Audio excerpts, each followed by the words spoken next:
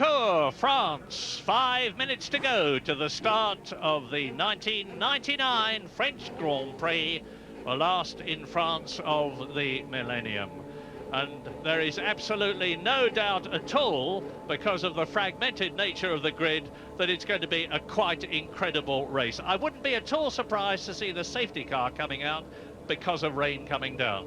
Well, we'll have to see. The weather will obviously make its own mind up later on, but I do tend to agree with you, Mary. If we have the amount of standing water we had yesterday, they have two types of wets, a soft and a hard, but none of them have any deeper grooves, and the cars just cannot clear the standing water. You're seeing the Mercedes-Benz safety car going round there now. The significance of that is they've clearly decided not to start the race using it, so it's now going to be parked at the back, and it's obvious to see why, because the track is bone dry. But that is a procedural thing as he goes round to form up behind the cars as an emergency vehicle off the start. There's one guy, I think, who it is a topsy-turvy grid, but I think Barrichello has got a car underneath him that's fast enough, wet or dry, to actually have a pretty good run at this race. I don't think, frankly, that Alesi's car, he's on the front row of the grid and getting a good luck shake there from boss Peter Sauber. I don't think Alesi or Panis have quite got the speed to fend off Coulthard, Michael Schumacher and people like that coming through who are a bit out of position on the grid after that wild qualifying session yesterday. So surprised to see Barrichello with a dark visor on there. And that's a big problem if it does rain, seeing where you're going. The water, you can see the rip-offs. He's got 3 or 4 on there, the plastic shields they pull off.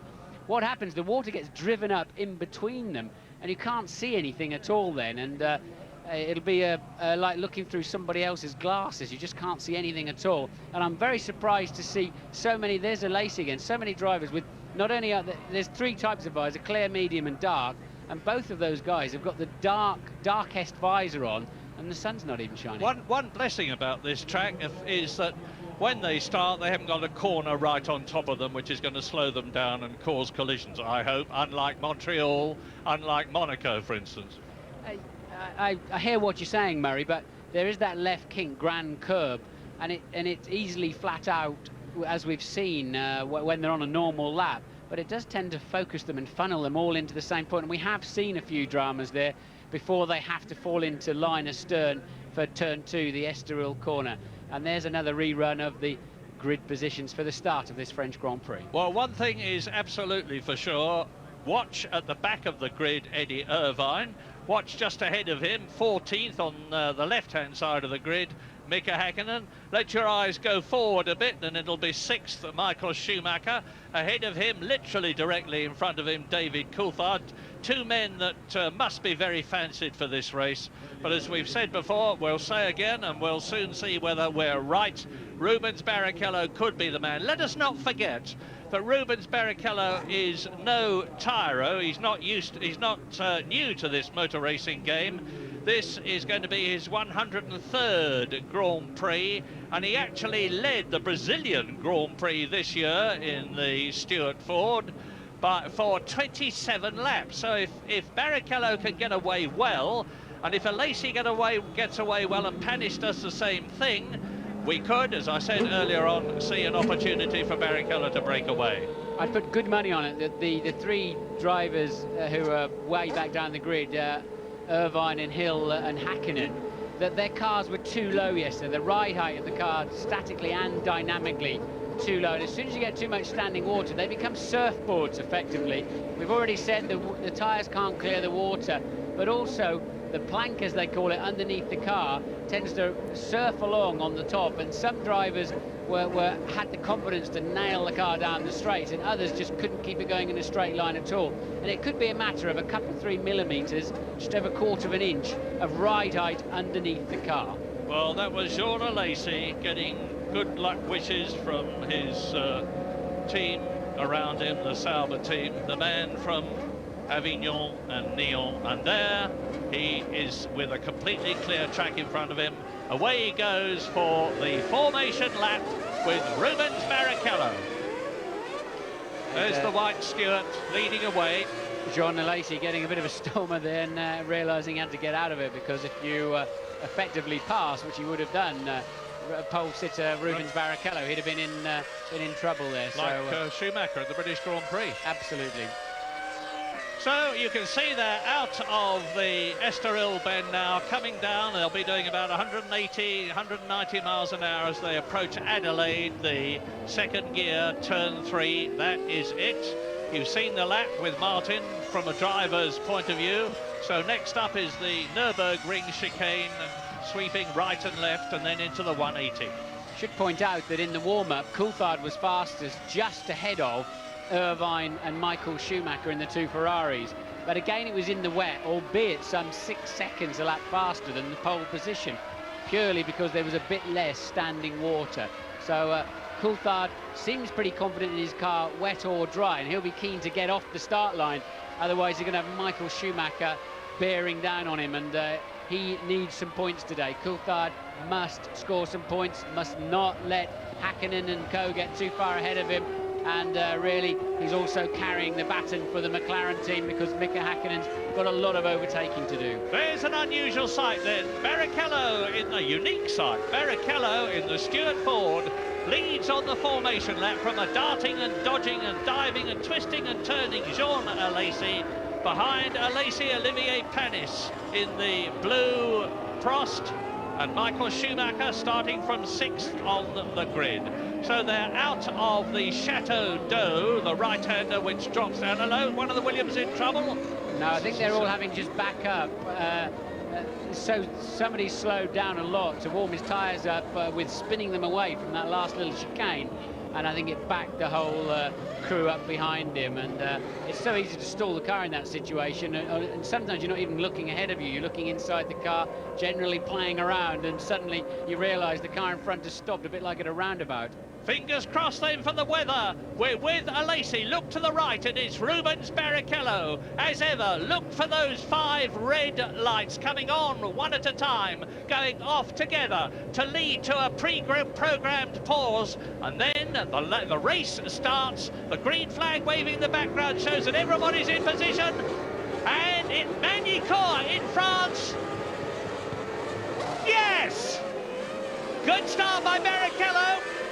Good start by Barrichello. David Coulthard goes up into 3rd place, so already he has made a position.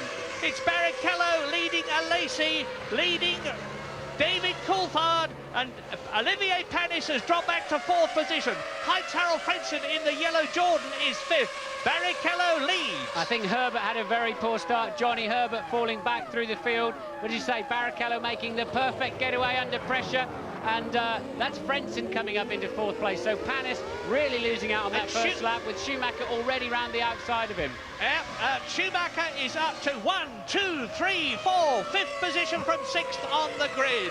And Eddie Irvine carving his way through the field. He's up behind Damon. There is Damon Hitler. He's going well too. And Frentzen. Frentzen with Michael Schumacher trying to get up the inside of him into 180. And Häkkinen also already up to, I believe, 10th place. Mika Häkkinen flying through the field, coming up towards Imola, the right and left, and that leads into the Chateau d'Eau. The race leader, Rubens Barrichello, 1 lap almost completed, 71 to go, and he's got a gap between himself and, as I thought, Jean Alesi, I think, is starting to hold things up already.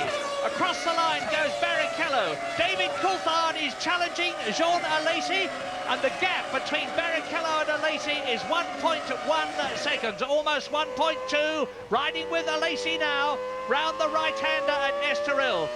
Building up to 190 miles an hour as you see Rubens Barrichello braking hard for Adelaide, the right-hander.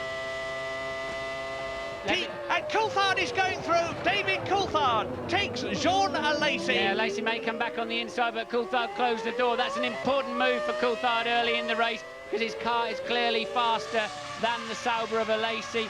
And Coulthard, fastest man already in the first part of this second lap. Just a quick run through. Hill is still down in 17th place, but Häkkinen already up to 9th place. Mika Häkkinen sailing through the field from 14th on the grid to 9th in the race. Michael Schumacher from 6th to 5th, and Eddie Irvine still down in 18th position behind Damon Hill. In fact, he's lost a place. Damon Hill's got past him. So Barrichello leads.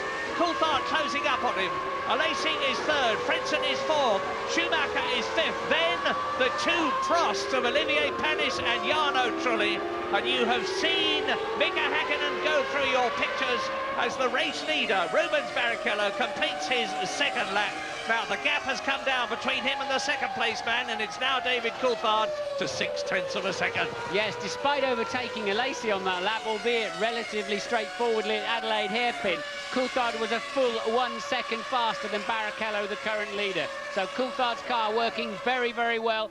The track is green. It's been washed very heavily with rain, and really the cars will be a new experience for everybody until they can get some rubber back down on the track. This is David Coulthard's golden opportunity, starting well ahead of his three main rivals for the championship, the two Ferraris of Schumacher and Irvine, and of course his teammate Mika Häkkinen. And Mika Häkkinen is now 8th. He's got ahead of Fisichella. He started in 14th position. He came through at the end of the lap in 9th position. Now he is 8th. It's Jarno Trulli next for Mika Häkkinen to challenge, and then he's going to get up amongst the top men on this very, very difficult part to pass circuit. Lap 3 out of 72. Barrichello, Coulthard, they're together. Alesi is dropping back. 2.2 seconds now, the gap. And that's making things difficult for Schumacher. He wants to get ahead of Heinz-Harald Frentzen, who's in 4th place. So here they come. 1-2, Barrichello and Coulthard. And you can see that Frentzen is bottled up behind Alesi, who's got clear air between himself and the yellow Jordan. Well, Coulthard, I think, may have a small straight line speed advantage on Barrichello, but he's never going to get close enough behind him in that long, long right-hander of Estoril. I saw a comment from Nicky Lauda that you should have long, fast corners onto the straights for overtaking. I completely disagree with him. You need a slow corner on, otherwise you lose too much time in the dirty air of the car in front, and that's the problem Coulthard has now got. Barrichello's car is just about good enough to make it very hard work for him to pass. And now Häkkinen is 7th. He's got past Trulli. He'll get past Olivier Panis. I'm quite sure about that. Panis, the Frenchman in the Prost, started 3rd. He's down to 6th now. Michael Schumacher has passed him. So has Heinz-Harald Frentzen. Alesi is still 3rd, and here are the leaders, and we are on lap 4 out of 72. Rubens Barrichello resisting the pressure from David Coulthard. I say again, if you've got the racing line at this Magny-Cours circuit, it's mighty difficult to pass. And there's not all that much of a power differential between the Ford V10 and the Mercedes V10, if any differential at all. They're both revving at about 16,000 RPM, and Alesi still holds that 3rd position. Now we're with him now. You can see Coulthard and Barrichello disappearing into the distance, and look at that rain cloud. Look at that rain cloud on the left. If that moves much further right and deposits its contents on Magny-Cours, as sure as eggs are eggs, we'll have the safety car out. Bad news for the Brits. We've got Hill 16th, Irvine 17th. Johnny Herbert has obviously got a problem. He's actually in last place now, so we're expecting maybe Herbert coming in the pits. Now that's Häkkinen making a move on Mika Häkkinen past Olivier Panis up to top 6th position, and into the pits comes the unfortunate Johnny Herbert. That is no routine stop on lap 5 out of 72 as we watch Mika Häkkinen now, and in his sights he has now got Michael Schumacher. Now we're really up amongst the top men, the top 6 at the present moment on lap 5, with Frentzen now putting up a really fast lap as he closes on Jean Alesi and challenges. The top 10 are Barrichello, Coulthard, Alesi and Frentzen. Schumacher is 5th. Panis has dropped down to 7th behind Häkkinen. Trulli is 8th. Fisichella and Wurz are 9th and 10th. And there is Michael Schumacher with Häkkinen behind him. Well, I said there was going to be action in this race, and there is plenty of it already. Here is the Finn, who incidentally had a car problem in the warm-up. He had to stop, run in and get into the spare car. No such problem in this race. There is Michael Schumacher in the Scarlet Ferrari in 5th position, but he's not making any impression on Heinz-Harald Frentzen. Coulthard challenging for the lead. It's a bit late, yes. David, but he's made a tremendous move.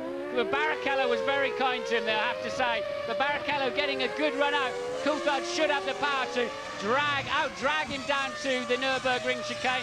And well, David, that was a great move, but Rubens was kind to you, but you had to make it sooner rather than later. And this, of course, is a rerun of these two having a big scrap in the British Formula 3 Championship many years ago. And now David Coulthard is really in a terrific position to make this race his own. I know it's early days to say that. We're not 1/10 of the way through the race yet, but having fought his way through from fourth on the grid to first, here's a replay as they come down to the hairpin at Adelaide. I was expecting Rubens Barrichello to dive through on the inside, but David Coulthard resisted him and has retained the lead. Yes, I think Rubens did very well there. I mean, bold move from David, and he made it stick very well, but Rubens saw him coming and took a decision. OK, I'm not going to have an accident. That whole incident ended up in Barrichello's hands, and I think he took the right decision. Well, now the man to watch is Jean Alesi in third position as David Coulthard there pulls away from Barrichello. Nobody can get past Jean Alesi. Frentzen is still trying. Look for the yellow Jordan in fourth position, and Schumacher is still fifth behind Frentzen. Well, talk about letting him off the leash. Coulthard just went a full 1.5 seconds faster than any other man on the track on the last lap. So now he's got some clear air. He's getting out of there. Now, David started fourth, and his time difference on his lap as you watch Schumacher and Häkkinen battling for fifth position in the Ferrari and the McLaren. David Coulthard was 2 seconds slower than Barrichello, but Barrichello went out when the weather was good, or as good as it was going to be in qualifying. David Coulthard went out when it was at its very worst, and it was an absolutely magnificent lap.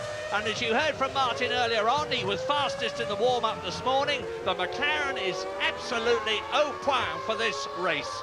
And here is Frentzen, Schumacher, Häkkinen, and they are fourth, fifth and sixth.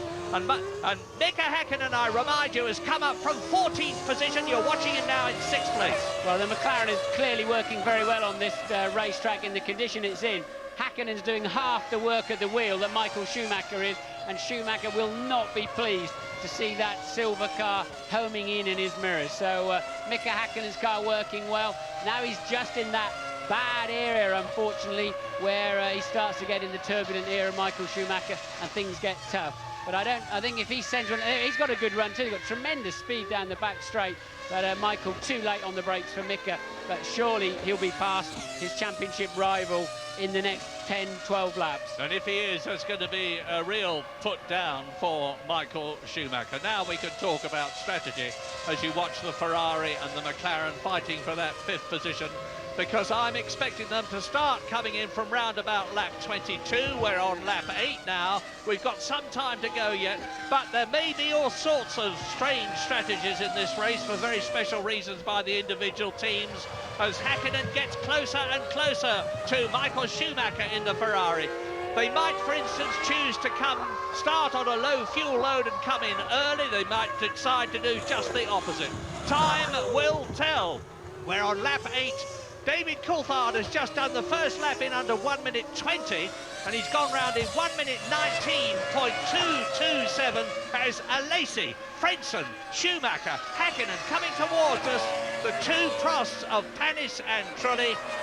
And there's a 105,000 people crowd here, and they are spellbound. Well, you saw Häkkinen lost that a little bit in the middle of Estoril corner. He's a little bit nearer than he was before. Will he come into the picture? Look at the tremendous slipstream he got there. Michael going to the inside to protect the line, and he's going to brake later. I think Mika could have stayed a bit longer on the throttle there, to be honest. But Michael defending his line early, realising Häkkinen has got to run at him, and he keeps the place. Well, these are the two top drivers of the day. Yes, they're in fifth and sixth positions, but what a battle they are having. And I'd remind you that Heinz-Harald Frentzen, the brilliant German who crashed so heavily in Canada 2 weeks ago, is staying ahead of them. Here's a replay. Schumacher goes up, it stays on the inside. Schumi was quite clever there. He parked it on the apex to make sure Mika couldn't duck back underneath him, and really played a bit of a masterstroke there. Häkkinen should have been through. So I think James Allen has got some news for us. James? That's right, Murray. Yes, you were just speculating about the strategies there, and basically you need to give yourself, as Martin was saying before, a wide open pit stop window. Normally this is a two-stop race, and you'd start with about 55 kilos of fuel and go to around about 20 to 22 if it was dry. But today they're expecting rain after about half an hour is the latest forecast I heard. We're about 20 minutes into this race, so you start with a little more fuel, around 60 to 65 kilos, and be flexible. Also adding a little bit more downforce at the beginning of the race. We saw Schumacher and the front runners doing James, we got Hakkinen with a great chance now. Now he has got the inside line. Michael will not hold that off. Will he duck back underneath? Hakkinen running a bit wide.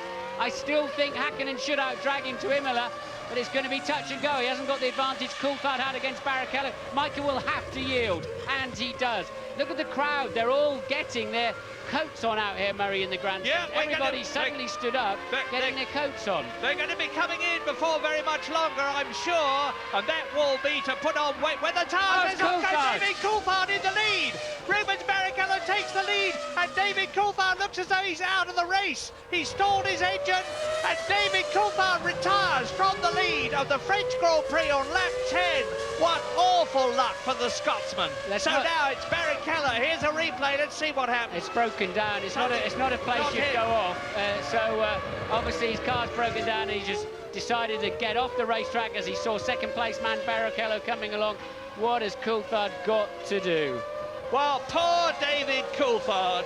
That's the fourth time in 7 races that he's retired for one reason or another. Luck is not with him this season, but Barrichello's benefited from that, and Barrichello has got nearly 4 seconds between himself and Jean Alesi, who now regains his second position, which is where he started on the grid. Heinz-Harald Frentzen is third, Mika Hakkinen is fourth, and catching the German. Michael Schumacher in that 5th position. All is not lost for the German, because the rain that we're expecting could change things. They might be on different strategies. But meantime, Rubens Barrichello will be feeling very, very heartened and happy about this. Look at the battle developing behind them. There, you see the yellow Jordan of Heinz-Harald Frentzen. Ahead of him is Alesi. Now, this is Frentzen's opportunity. If he can only fight his way past Alesi, who is the most experienced Grand Prix driver of them all in this race. We're with him now, coming out of the Chateau d'Eau. Now, there we go, Alesi into the chicane, down to the last corner, the Lycée, turn 14 in this race. There's Frentzen, behind Frentzen is Hakkinen, behind Hakkinen is Schumacher. Second, third, fourth, fifth. Panis is in 6th position, but he's 5 seconds behind Michael Schumacher. A titanic scrap between the 2nd, 3rd, 4th and 5th men, while Rubens Barrichello races round in the lead of the French Grand Prix on lap 12 out of 72. And watch Mika Hakkinen. He's come up from 14th. He's now 4th. 10 places, and he's trying to do to Frentzen what he did to Michael Schumacher. Very, very late on the brakes in the McLaren. Well, the disappointment of the race has got to be the pace of the Ferrari, really. And Michael Schumacher falling away from that battle quite quickly there. Still in 5th place as Alesi locks the inside front, the left front wheel going into 180. Not unusual going in there, into there, it has to be said. And Hakkinen very much stalking Frentzen for that 3rd place. Didn't take Hakkinen long to get through the pack, did it? It did not. And Eddie Irvine, on the other hand, is taking a long time to get through the pack, as you see Coulthard's McLaren being removed.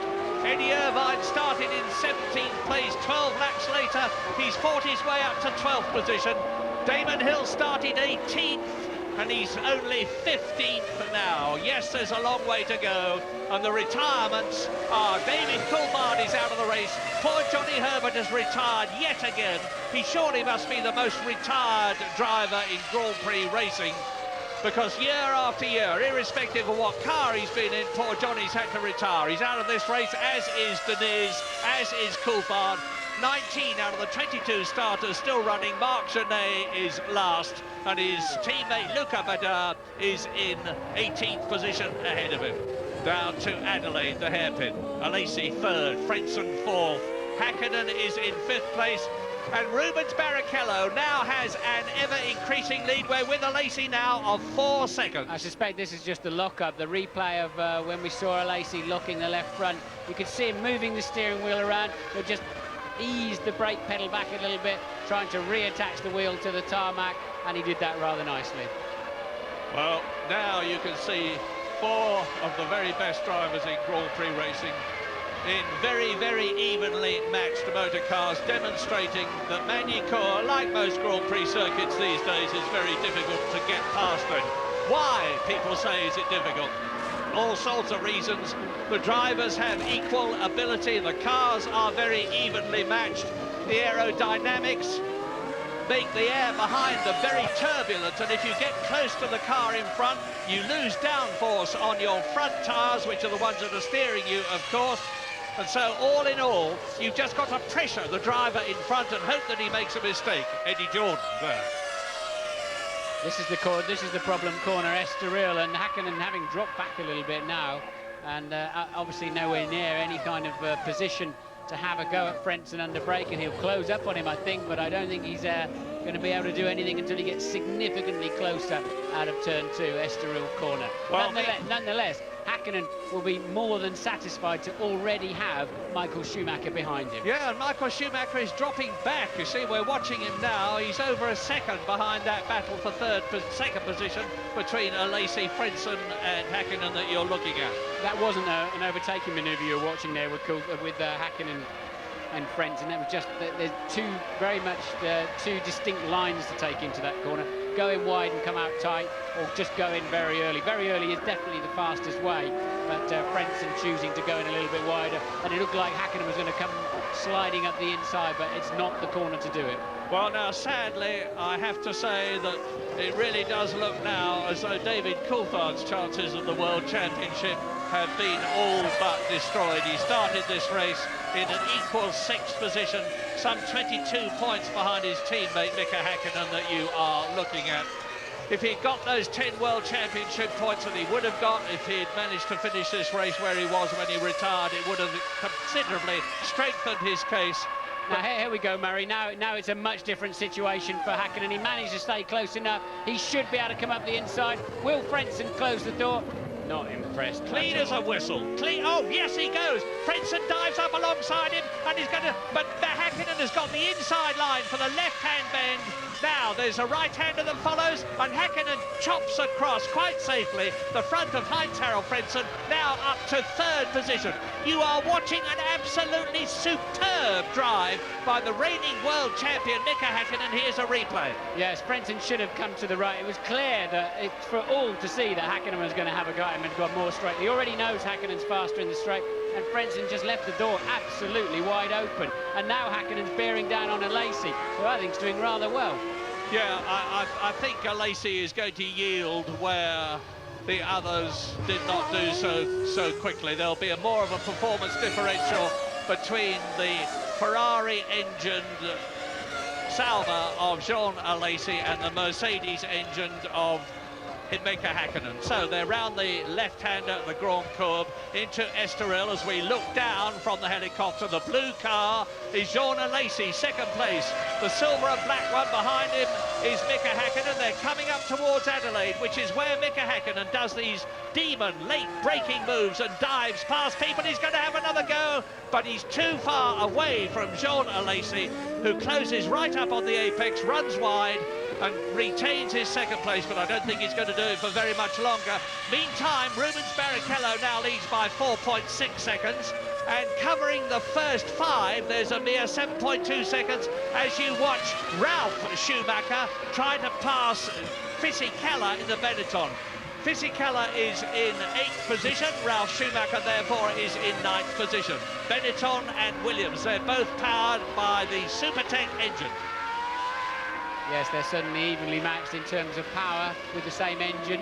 And, well, the Williams looked like they were very strong earlier on in the proceedings of this Grand Prix through free practice and that, but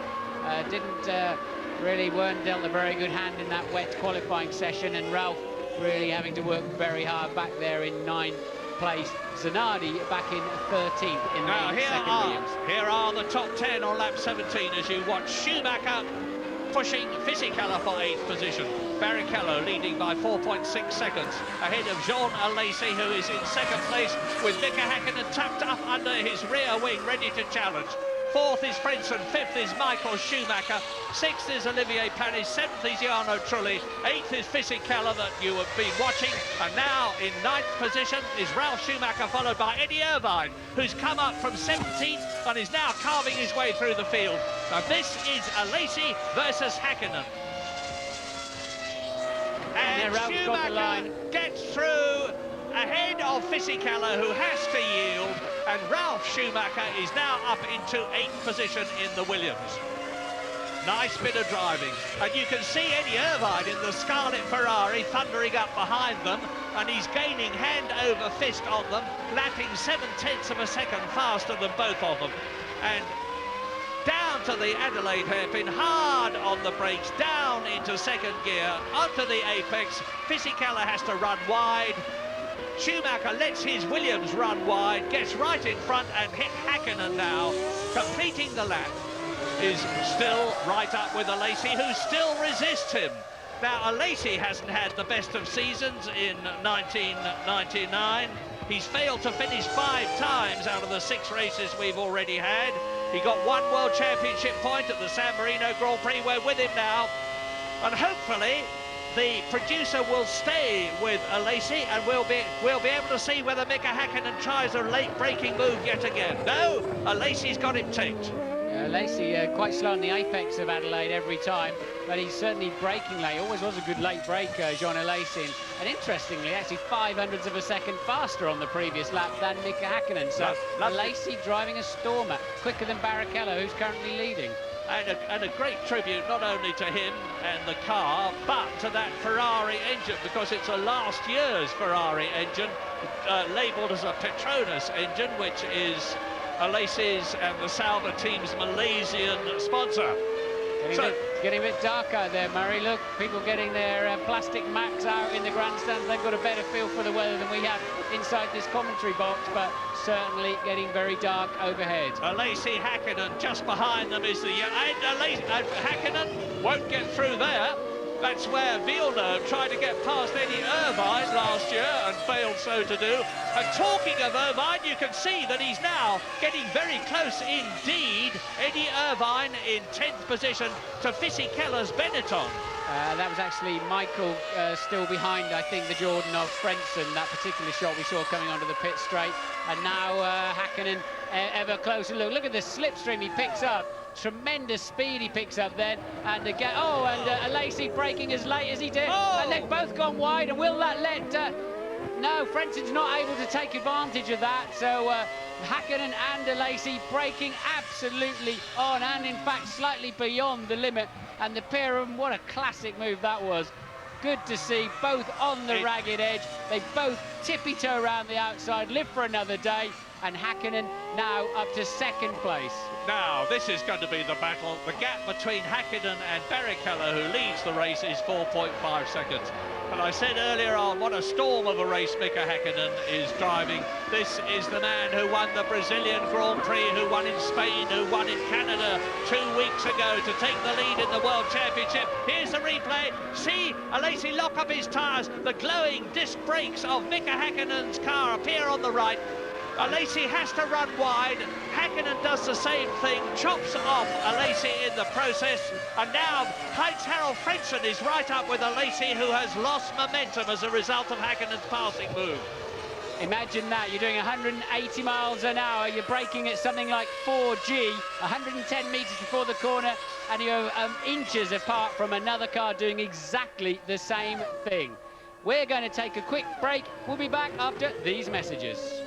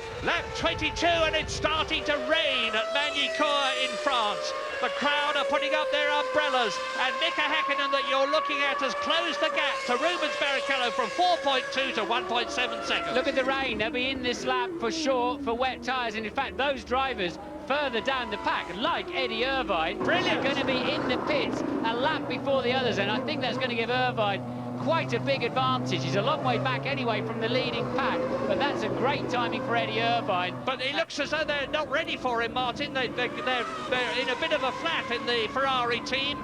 Yeah. Irvine just hit the rain as he came towards the end of the lap. Fisichella spinning around, that's how slippery it is, but I still think Irvine's better off waiting for tyres than, in fact, no, not waiting that long. They're waiting too long. 32 seconds. They just weren't ready. This is real panic. That's completely blown that advantage then. Now they've got a tip-tap. While you were away, absolutely nothing significant happened other than it started to rain. James is in the pits. What's happening? Total confusion. Ferrari not ready for Eddie Irvine. It was a unilateral decision by the Irishman to come in and put wets on. And the front left, when it went on, was actually a groove tyre. They had to take it off when they realised and put a wet tyre on. McLaren are ready for Mika Häkkinen. And meanwhile, Ferrari are re-racking wet tyres this time, of course, boys. Ready for Michael Schumacher. Irvine gained nothing from that. Your race leader, Rubens Barrichello, comes in. They're all coming in now, Murray. Yeah, James, look how much Alesi has caught Häkkinen on that inlap. So Häkkinen very, very cautious, and Alesi right up behind him. So the top 4 or 5 guys all in the pits together, and Alesi may just get out before Häkkinen if they can get a good stop in that Sauber team. Steer odds, Murray. Absolutely. Lap 23, and it's all going to depend on pit stops now. Barry's hides Harold Frentzen. He's got the wet weather Bridgestones on. Michael Schumacher there in the pits, and the Ferrari mechanics don't look much happier with Schumacher than they did with. And Alesi gets out. Now, where is he? There's Häkkinen. Look, so Häkkinen's out, at least ahead of Alesi. Off goes Hill. That is Damon Hill off the track, and he's got a puncture. Left to rear puncture. I would think he's whacked the wall somewhere. I think you'll find he probably spun off and had a little chat with the wall. We might get a replay on that. That's Alesi back on track, having put the wet tyres on. Now you see the spray coming off as the tyres lift bucket loads of water up into the sky, and a car creeping along. That's Damon Hill creeping along on the right-hand side. I think he will have gone off in Estoril corner. Louise, what's happening? I think what's happened there, as all the cars started coming in at the same time, absolute mayhem. Damon was coming down to exit the pit lane when one of the arrows came out of his pit garage at the same time. The two touched, and I think that's probably what's caused Damon's problem. Well, we've all been speculating about whether Damon will in fact retire before the end of the season. He was a very unhappy man when he failed to qualify and actually started the race 18th. After he had 2 cracked exhaust systems and 2 different cars in qualifying, and this will not improve his humour one little bit. Now look at what Lacey's looking to. Remember I said at the beginning of the programme, why are they all running dark visors? The TV camera can hardly see, and that's got a clear screen on it. So now those drivers that chose the very dark screens are going to be struggling as visibility is heavily impaired. Now remember, in the wet practice yesterday, Häkkinen really did struggle with his car, and in the wet warm-up this morning, Murray. Yeah, whereas Michael Schumacher and Eddie Irvine in particular, who you are watching now, were flying. And on lap 23, Rubens Barrichello has the lead from Mika Häkkinen, with John Alesi in 3rd position. So things have turned good again for Rubens Barrichello in the white Stuart. We're looking at him now with Häkkinen behind him in these appalling conditions. This is exactly what it's like now. And if it's bad for Barrichello, just imagine what it's like for Häkkinen with those great roosters of spray being thrown up alongside him. And Alesi is in 3rd position. You're looking at the top 3 now, with Alesi closing on Häkkinen, Häkkinen closing on Barrichello. 4th is Frentzen, and in 5th position, Michael Schumacher ahead of Olivier Panis. What a race. That's a replay of Damon Hill's problem. Louise said there was a touch in the pit lane. That's where he got that puncture from.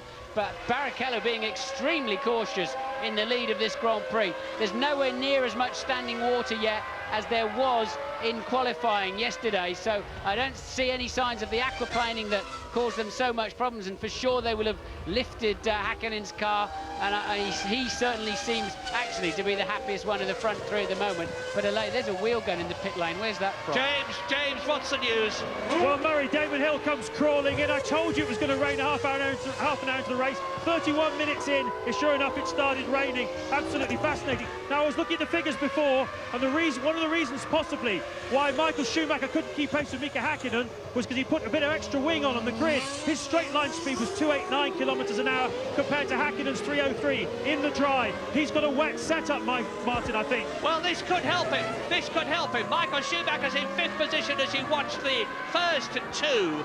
Barrichello, and if it was hard for Häkkinen to pass Barrichello before, when he did so at the Adelaide hairpin, just look at what it's like now. You're looking at it from Alesi's spun. Off goes Sean Alesi. That's exactly where he went off in an earlier race years ago in the Ferrari. He's kept the engine going, but will he get out of the gravel? No, he tried to pull away too quickly. He's thumping the steering wheel. And Alesi should have just, so easily let that clutch out. To be honest, I think he was beached anyway. So Alesi having a harmless spin in terms of damage, but look how angry he is, and I do feel for him, because there's not a lot you can do. It's the Chateau d'Eau, ironically, the water tower corner, and Alesi certainly found plenty of water there, didn't he? Shaking his head with a mixture of rage and frustration as Heinz Harald Frentzen moves up into 3rd place. Schumacher into 5th. Here's a replay, and the Sauber just spins as though it was on safety car. Glass. Safety car is out, Murray. The safety car is on the track. They've declared that there's too much standing water, and they will now continue this race. They'll pick up Rubens Barrichello. There's waved yellows all the way around the track, so nobody can overtake. So Rubens may as well just back off now. His team should already have told him. They will have seen the safety car leaving the pit lane, so he may as well just calm it and make sure he doesn't have a silly aquaplane off the road. Well, this isn't going to make it any easier for Barrichello or for Mika Häkkinen behind him. That's the BAR team coming out, I should imagine, to get Jacques Villeneuve in from 10th position, as Oliver Gavin, our British Formula 3000 driver for the European team, comes out in the Mercedes-Benz safety car yet again. He's been out several times in races this year, and it's time, while they're out behind the safety car, we'll go to a break.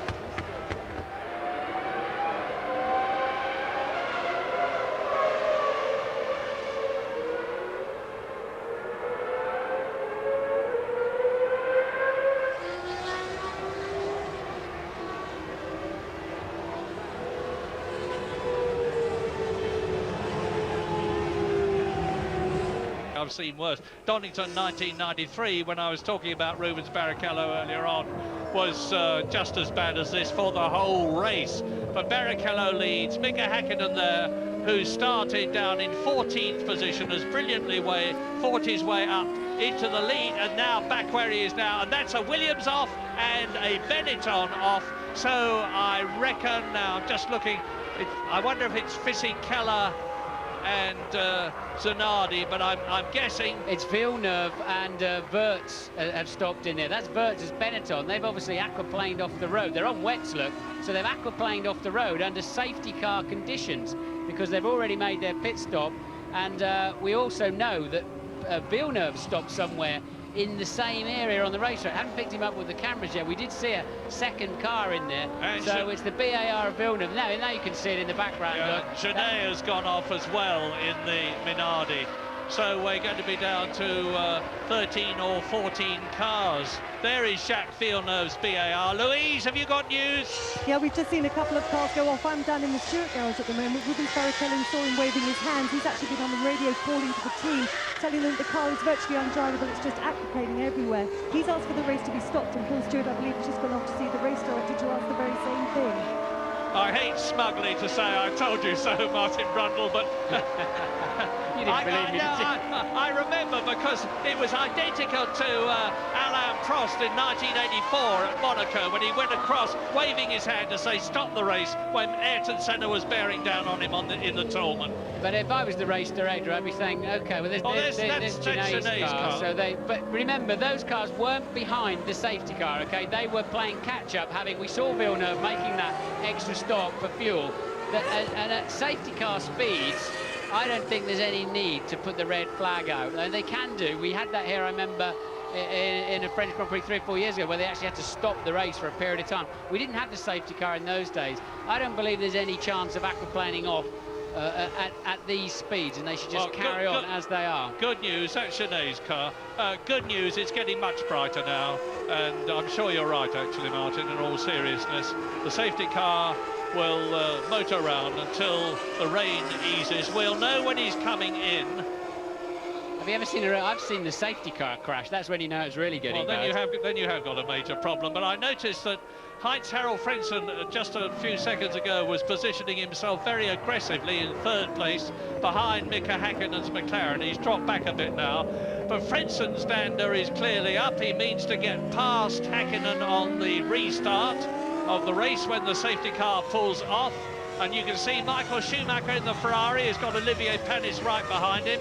We're watching Marc Genet's car being removed from the track. So that means that Johnny Herbert is retired, Deniz is retired, Coulthard is retired. We've seen Jean Alesi spin out. Now we've seen Genet and Wirtz and Villeneuve, and Zanardi, for that matter, seems to be out as well. So it looks as though we're going to be down to 13 cars when the race restarts out of the 22 that originally took the lights. Yes, apparently Paul Stewart has asked for the safety car to slow down, but I still think those three cars that went off were playing catch-up to the snake behind the safety car. If they do happen to throw the red flags, and I really believe they won't, then the race will be in two parts. Poor old Jean Alesi, Murray. He was a half a lap away from the safety car coming out, so he'll be even more angry as he's trudging his way back to the pits to see. The eagle-eyed amongst you will have spotted that Damon Hill has rejoined two yellow Jordans up there. So Damon Hill, far from being discouraged, is back in the race, although he will be a lap or 2 laps down, actually. But in this race, quite clearly, anything can happen, and if you're there at the end, who knows, you could be in the points. Top 6 get points, 10, 6, 4, 3, 2, 1 for the first, second, third, fourth, fifth, sixth places. And Oliver Gavin in the Mercedes starts another lap, followed by Barrichello. And of course, this is the way the Canadian Grand Prix 2 weeks ago finished, behind the safety car. We saw history made then. Let's hope we're not going to see it repeated here, because it would be a very early finish. And we would then be into the question of whether points would be awarded if the race is finished at 75% distance, which would be 54 laps in this race. points are awarded. There are the McLaren mechanics, and here is the safety car. We're on lap 29. The counter keeps running. That is Tora Takagi in the arrows, 13th position in for tyres and fuel. And a new nose. He's obviously had a trip through the gravel trap at some point. Barrichello's the leader of the race. If he wants to slow the safety car down, he can actually just slow down and leave a bigger gap. And eventually, Ollie Gavin will have to respond to that and slow down anyway. But the pace looks sensible to me. Eddie Jordan walking along the pit lane, wrapped in thought, wondering about Frenson, his man, who has had such a brilliant season since he joined the Jordan team. Second in Australia, third in Brazil, fourth in Monaco. He's only won one race, and that was for Williams the year before last, the San Marino Grand Prix at Imola. But Heinz-Harald Frenson has reacted magnificently to being appointed by the Jordan team, and the German is actually equal fourth in the World Championship. And talking about the championship, Häkkinen is looking at the present moment with a 4-point advantage over Michael Schumacher, of extending it if they stay where they are, because at the present moment in second position Mika Häkkinen is on a potential 6 points, whereas Michael Schumacher is on a potential 3 points. But it really is early days to be talking about the World Championship for drivers, because we're on lap 29. We haven't even yet done half distance. The half distance lap is lap 36, and yet again the safety car fails to peel off and go into the pit lane, and therefore there's going to be another lap behind it. Yes, he's got to do a lap with his lights out, so see if he switches anything off as he goes over the line. I think if he does, it's a touch too early, frankly, but won't be too much longer. I'm pretty certain that they will restart this race under greens. The sky's clear. We're going to take a quick break before they do that.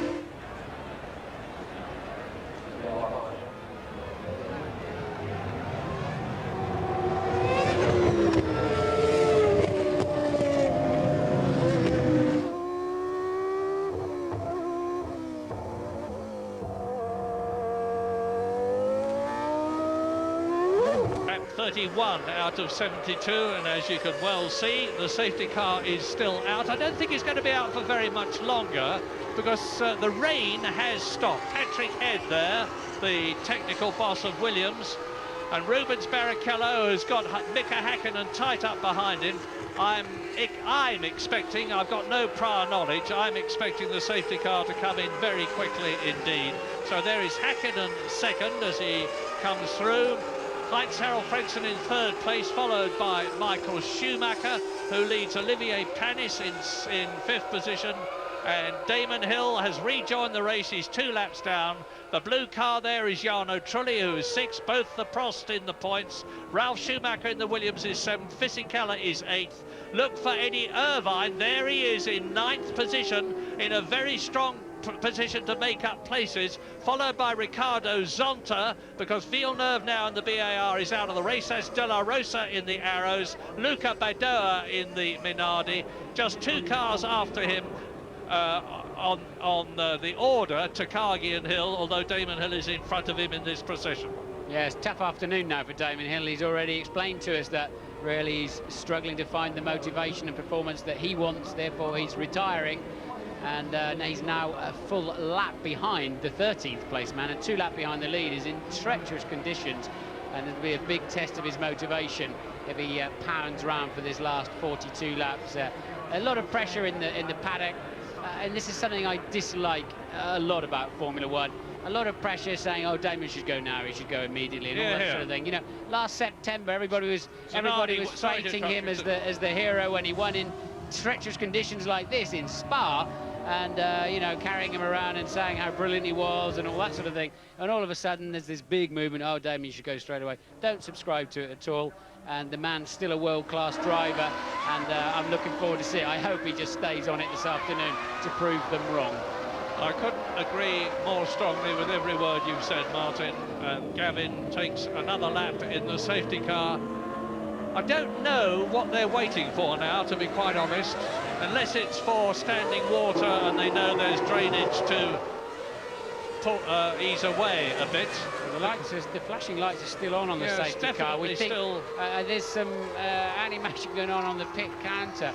I thought I saw some people in the Williams pit saying a safety car coming in soon, like they had some overheard some radio communication or something. James is in the pits. What can you tell us? Yeah, I'm down at Ferrari, and Michael Schumacher, just as he came by last time, sort of did a blinking sort of signal with his hand and pointed at the safety car. I think he's unhappy. I think he wants to get it out of the way.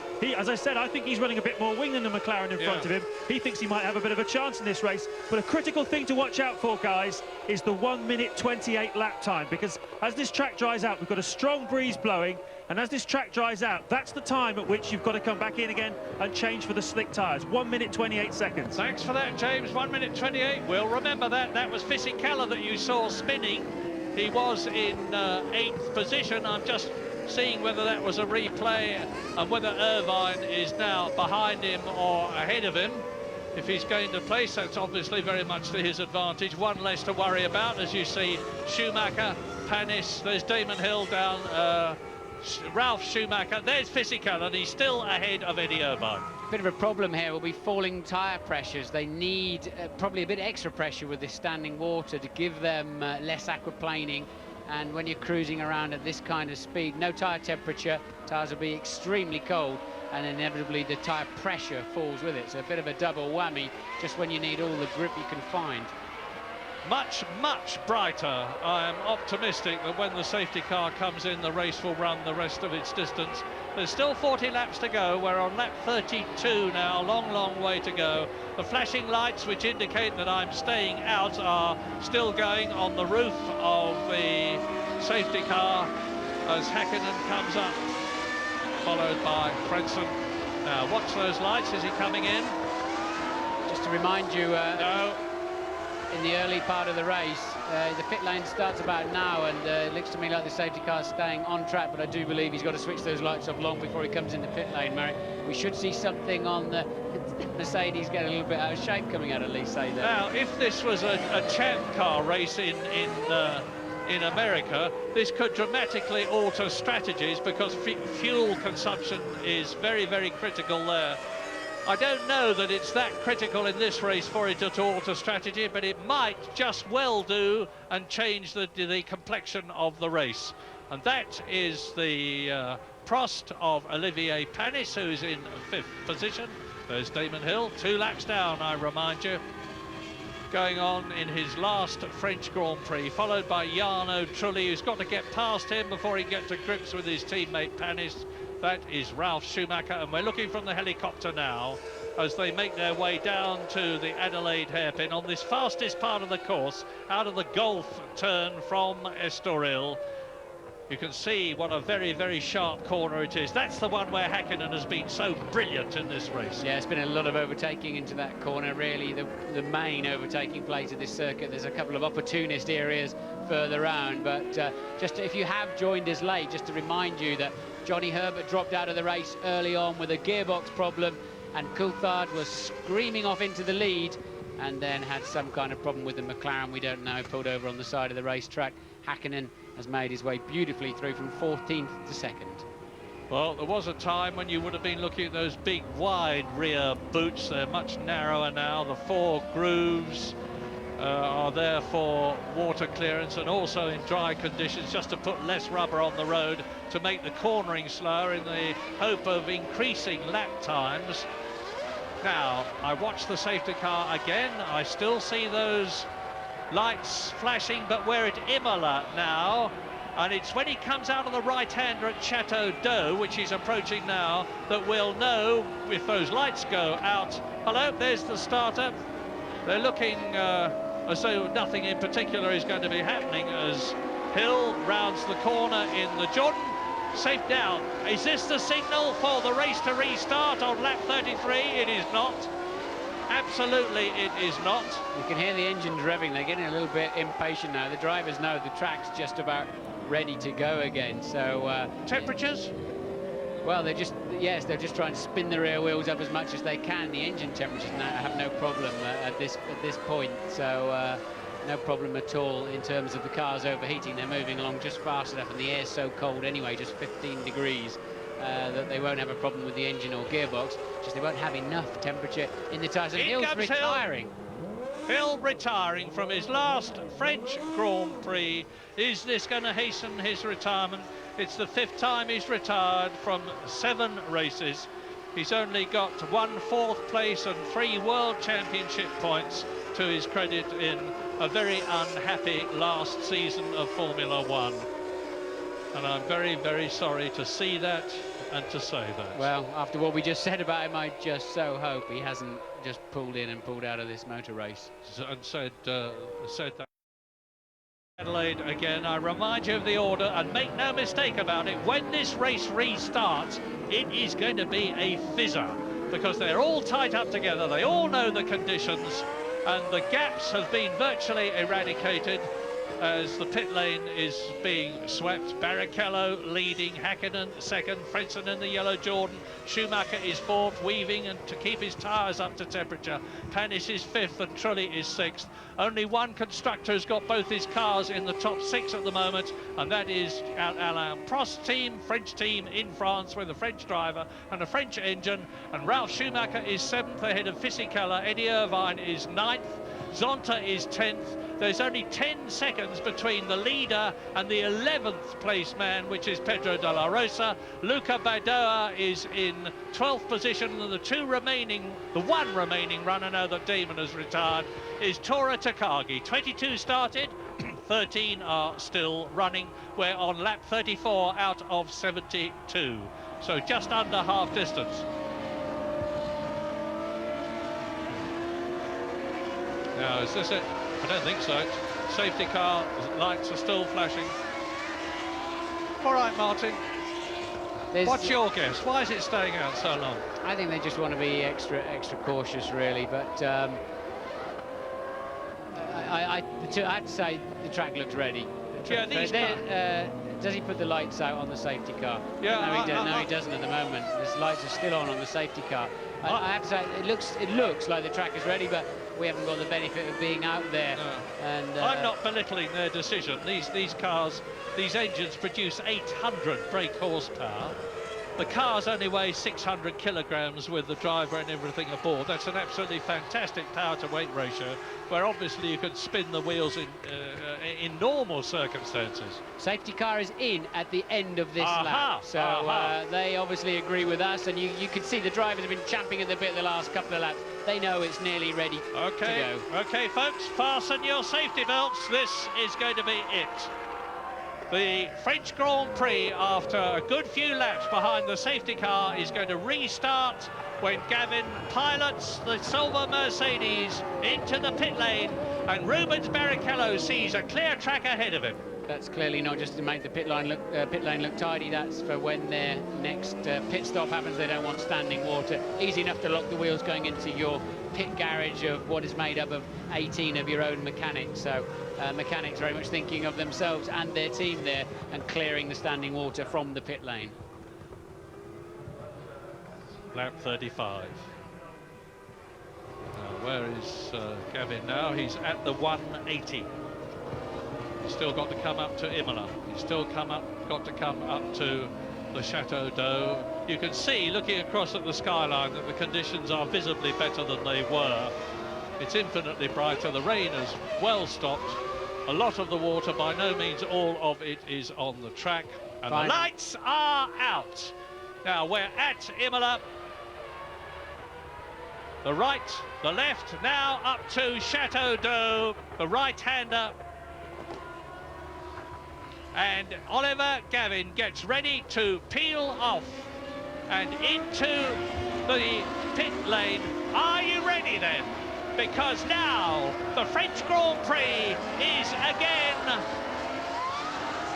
I can tell you, I would be so nervous. Now, Barrichello's now takes over the role of the safety car. Barrichello now has control, and he's going to back them all up, and then he'll scamper out of that last corner as quick as he can. There'll be plenty of spray, and there he goes. So Barrichello leads in. Nobody can overtake to the start-finish line, and they're through, but plenty of spray, look, and a lot of pressure on Barrichello. I can tell you, they're all super nervous on the restart of this race. So easy to make a small mistake and be sitting in the gravel trap. But Barrichello has the advantage. Clear track, no spray. Häkkinen is taking a faithful. So is Frentzen there in third position. Michael Schumacher is still fourth. I didn't see him behind the yellow door. There he is. Michael Schumacher still in fourth position ahead of Olivier Panis. And this is the half distance, lap 36 out of 72. As Schumacher challenges Frentzen and runs wide, loses momentum. Frentzen accelerates away. Michael Schumacher is on a charge. Remember what James Allen said. Michael Schumacher's car is set up for wet conditions with more downforce from the rear wing. This should help the German. Michael Schumacher challenging Frentzen. There they are. First, second, third, fourth. And Olivier Panis not so far behind in fifth position ahead of Jarno Trulli. Damon Hill is out of Trulli's way. Unfortunately, Hill in the garage, out of the race. And Rubens Barrichello leads at this half-distance point. That dark visor of his shining in what light there is here at Magny-Cours. Once again, Barrichello being particularly cautious, but hasn't stood him in too bad a stead this afternoon. He does still continue to lead this race, but Barrichello, quite a wise head on him now, but being super cautious, and if Häkkinen gets a sniff, I think he'll pass him easily under braking. Schumacher getting visibly worried. He wants to get past Frentzen. He can see that Barrichello and Häkkinen are going to pull away from him. Schumacher wants to win this race as much as anybody else does. He's dropped to second place in the World Championship. There is Michael Schumacher, and there is the gap. Barrichello, Häkkinen, and that Ford engine is really punching out the power. Yes, Häkkinen got well out of shape actually in the middle of Estoril. The problem he's got now is he can't actually see where he's going either, and you can see he fell back from Barrichello and then takes a lot of time out of him under braking. Barrichello super cautious. Häkkinen would have seen that, and well, if Michael Schumacher could only see where he was going, I think he'd be having a go at Frentzen too. Well, I think Rubens Barrichello is distinctly going to be in danger at Adelaide at the next corner, because Mika Häkkinen's prowess at that hairpin is awesome to watch, and I use the word advisedly. He's under the wing almost of Barrichello's Stewart car, and there is Frentzen behind him, Michael Schumacher. Curves like that, you've just seen them leading into this short straight. In the dry, they're absolutely nothing. You don't even give them any thought. In the wet, it's the perfect opportunity to just spin off straight into a concrete wall. You start driving the track a few meters in front of you instead of looking down the road as you do in the dry. In the wet, you bring your focus and you're just waiting for the car to twitch. You're driving the piece of track you're on at that moment at all times. Now, Häkkinen will be looking to get as close to Rubens Barrichello as he can before he gets to the Adelaide hairpin. Yes, last time round, Häkkinen tried to get on the power too early and got out of shape and lost that time.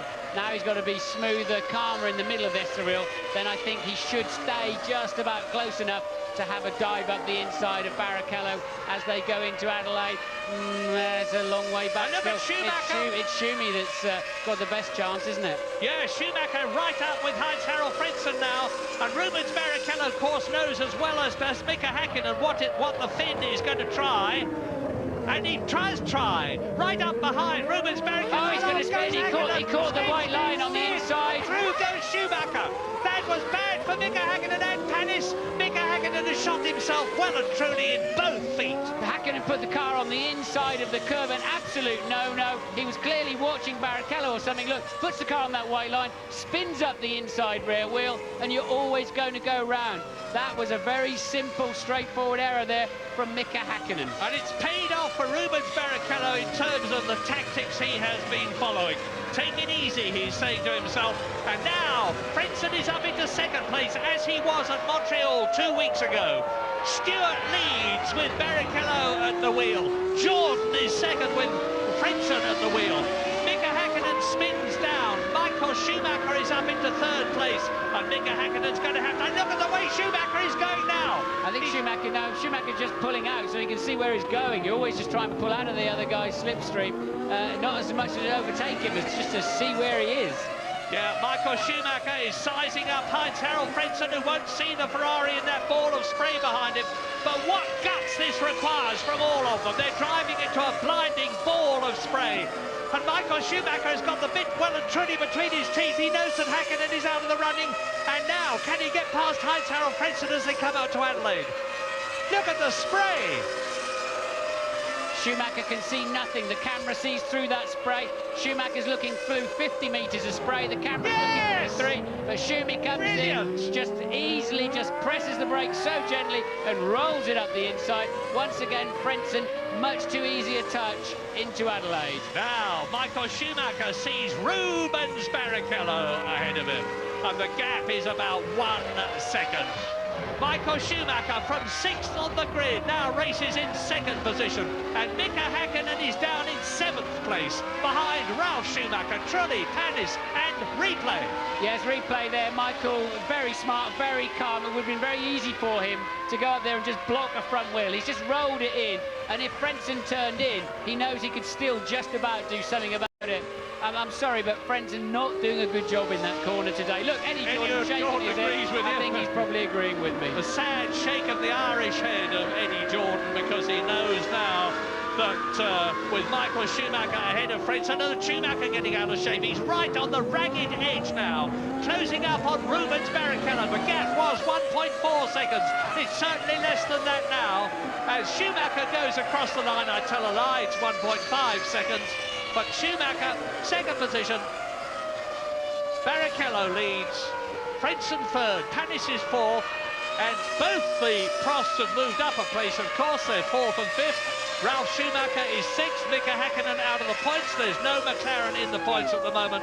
Although I have no doubt that Mika Häkkinen will soon get past Ralf Schumacher in the Williams Supertech.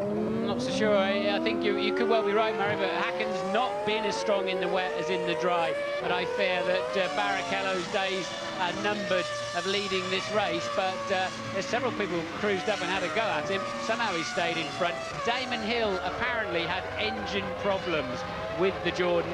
That's why he came into the pit garage and stopped. That certainly won't increase his motivation to continue. And Rubens Barrichello, I keep reminding everybody, is no new boy. This is his 103rd Grand Prix, in spite of the fact that he's still only 27 years old.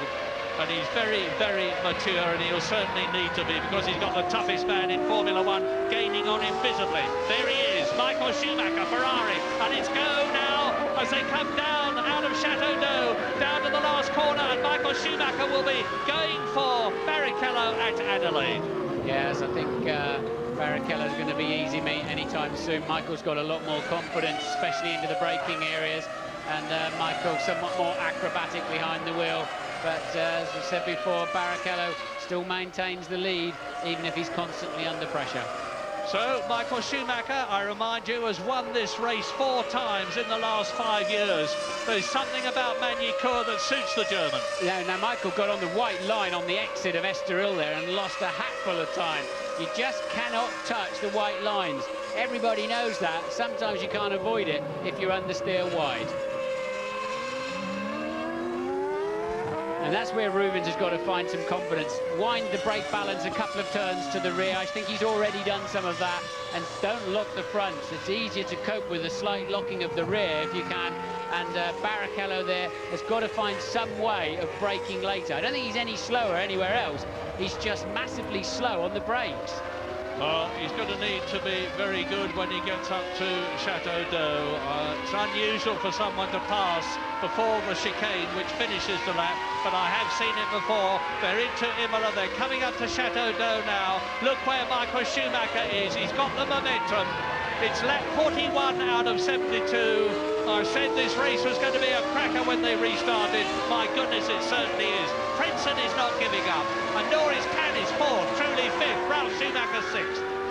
Mika Häkkinen is still out of the points, and Schumacher is right up with the steward now. Now is the time for Michael Schumacher to get through as they come up to the Grand Curve.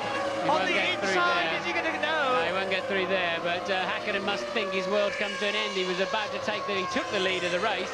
About to take the lead race, spins off, goes back into 7th place. Now he's got the Irvine's Ferrari all over the back of him. So Häkkinen's afternoon turning around in quite a hurry, and still Barrichello maintains enough lead, and he now breaks up the inside.